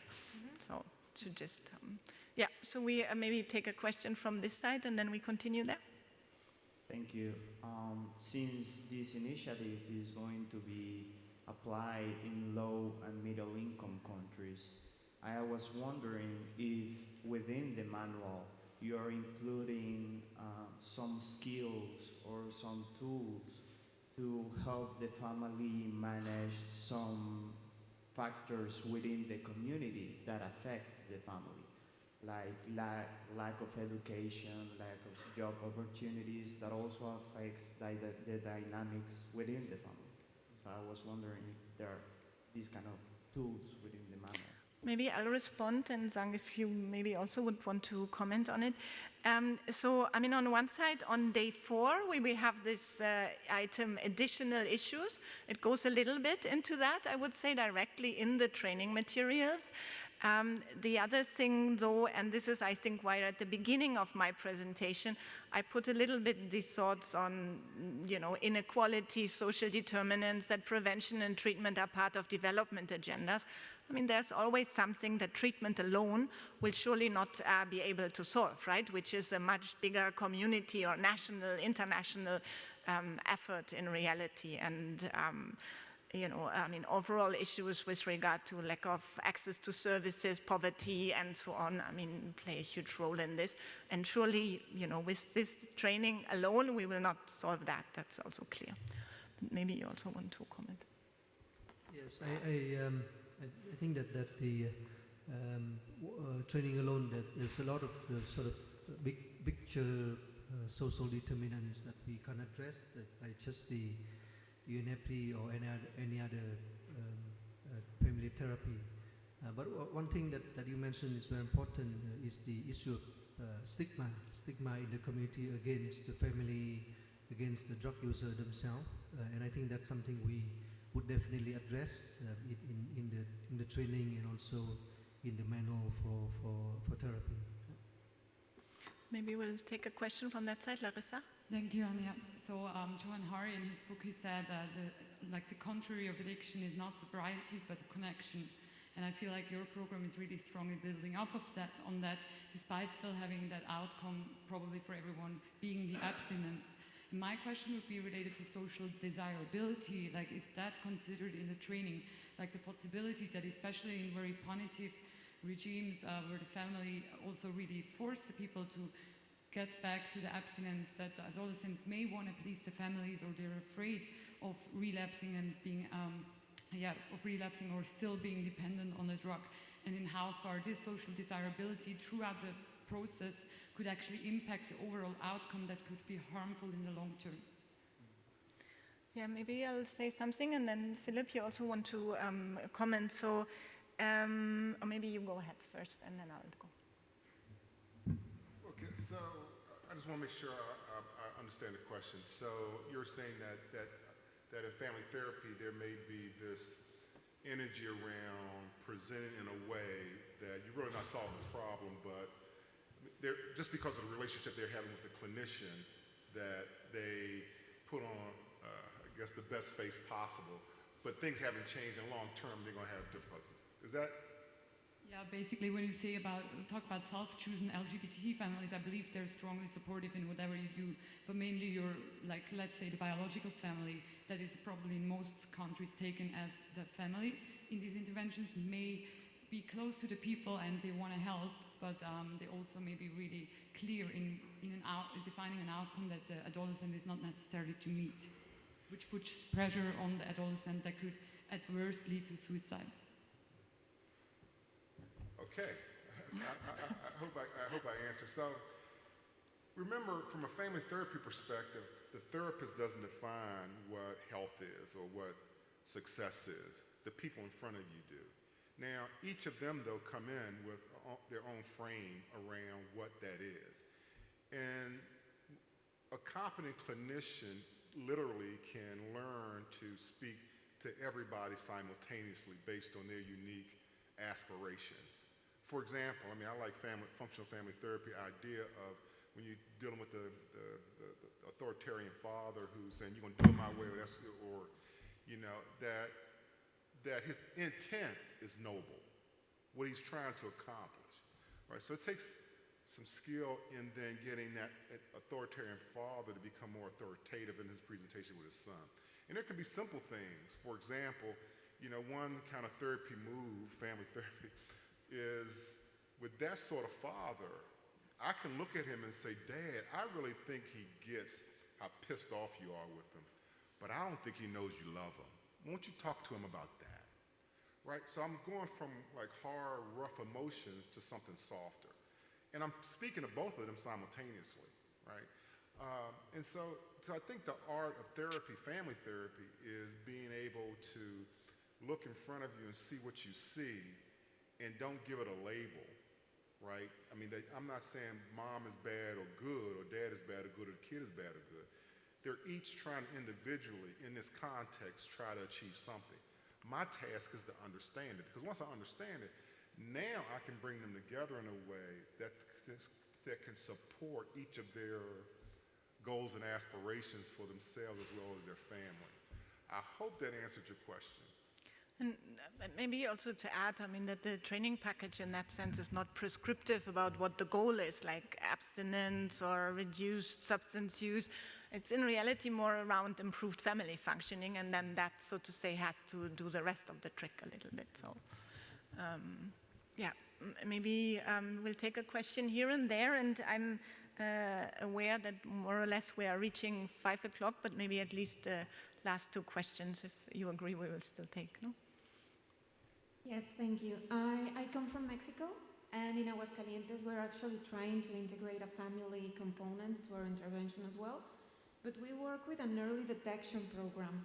So adolescents don't have this big consumption, and parents don't know about the problem most of the times. So when we inform the parent about the problem, adolescents don't want to participate in the intervention program anymore, and they drop out. So we have this huge program, and I'm actually presenting a poster tomorrow about all the barriers that we have found.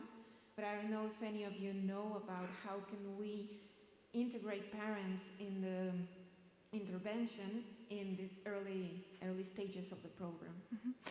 Maybe I'll give the floor either to Philip or Molly, because we were talking before, and I showed also on one slide that this is actually where family therapies are doing quite good in, right? In bringing the other family members in. I'll start, and then we can pick up the ball. Sure. I guess, so I think it's related to what we were saying earlier, is that I think one way to engage both the teen and the parent in that particular context is think really carefully about how we define the problem. Because just based on the little that you shared so far, if the idea is we're going to engage your parent because you've screened positively for having a substance use issue, yeah, you're going to not get very far. But what if we were to, one of the ways that I think family therapy aims to endeavor to engage both youth and their parents is coming up with a problem definition that is non-pathological, non-pejorative, and something that maybe each part of the system has some investment in. And so how can maybe, in that case, think with the youth about how can we talk a little bit about what's happening in a way that maybe will not invite condemnation from your parents, but be an invitation to the two of you having a different kind of experience together. That touched my soul. I'm good. And I mean, and I guess it's this, Zhang, you were saying in your presentation, that's something that you also share a bit, so that a lot of family members do not know about substance use. And so do you just want to comment on that also a little bit, and how you are approaching it, or how you would be thinking about approaching that in Vietnam? I think that, again, going back to one of the core elements is the self-determination. I think that you have to really respect the youth first and foremost, although we want to be protective. Sometimes the people in my country also, that the providers want to be very jump right in and want to do something and call up the family and things like that. But I think they really to respect the young people, respect their youth, their self-determination, and they're willing to, they also have a ways to disclose their problems. So I think that's very important to engage with them. And maybe just to add a general thought that, of course, there's never this one size fits all, right? So I'm not sure what's the main substance that people are seeking treatment for, right? And family therapy and these engagement techniques can always help, but let's say if that's, for example, the substance where we have, let's say, a pharmacological treatment for or something like that. You know, it's also always another thing to think about how to attract people to treatment. Or, you know, there was this question before on social factors, right? So sometimes it's important to provide whatever, transportation, food, all these things to get people in, or, you know, so. I would just say one quick thing. When you think about family engagement or adolescent engagement or caregiver engagement, you can't think about one model fitting all. And the best thing I've learned to help engage anyone is to first listen to them and make sure you clearly can articulate what it is that this person is interested in, what they see as the problem. Most of the time, clinicians are trying to move people, right, from A to B. And in family therapy, you're really doing a dance with people. You're both leading sometimes, and sometimes you're being led. You know, but I think the mistake that many clinicians make is to think about they have to get to a place, right? But the best thing you can do is listen to someone and make sure whatever comes out of your mouth is consistent with what they're talking about. I mean, and there also have been these recommendations that really everybody involved in treatment, even the person who picks up the phone, yes, right, more the secretary, already is trained to some extent. So, you know, so that this first contact is already, you know, very consciously dedicated to bringing family members in. So, another question, comment. So, George O'Neill from Perth in Western Australia. I just was keen to ask the panel members a comment on family therapy and opiate pharmacotherapy. And I just preface the question by making a comment. We've looked after about 12,000 patients, and about 80% of them present with their family, and they're offered opiate maintenance and opiate antagonist treatment with an implant gets repeated about once a year. And so in that setting, if they present with their family, they nearly always ask for an abstinence-based opiate antagonist treatment, and if they present by themselves, there'll be much stronger tendency to ask for opiate maintenance. But I just wonder, with family therapy, whether you've got a lot of experience in which pharmacotherapy fits best, or if there's any relationship between the two. Yeah, I mean, I think we just need to clarify again the question. So you were saying some families are more requesting, so to say, opioid. I'm just saying we've seen 12,000 people, and 80% of them would come with their families, and about 98% of those would leave with opiate antagonist therapy, and the other 20%, probably 50%, would get treated with opiate maintenance, and the other 50% would get treated with 50% would be on opiate maintenance, and 50% would be with naltrexone implants. So I'm saying we notice this tendency when people present with a family to aim at abstinence much more seriously. And I just wonder if anybody else in the room has got experience in noting the difference between people presenting as individuals compared with people presenting as families.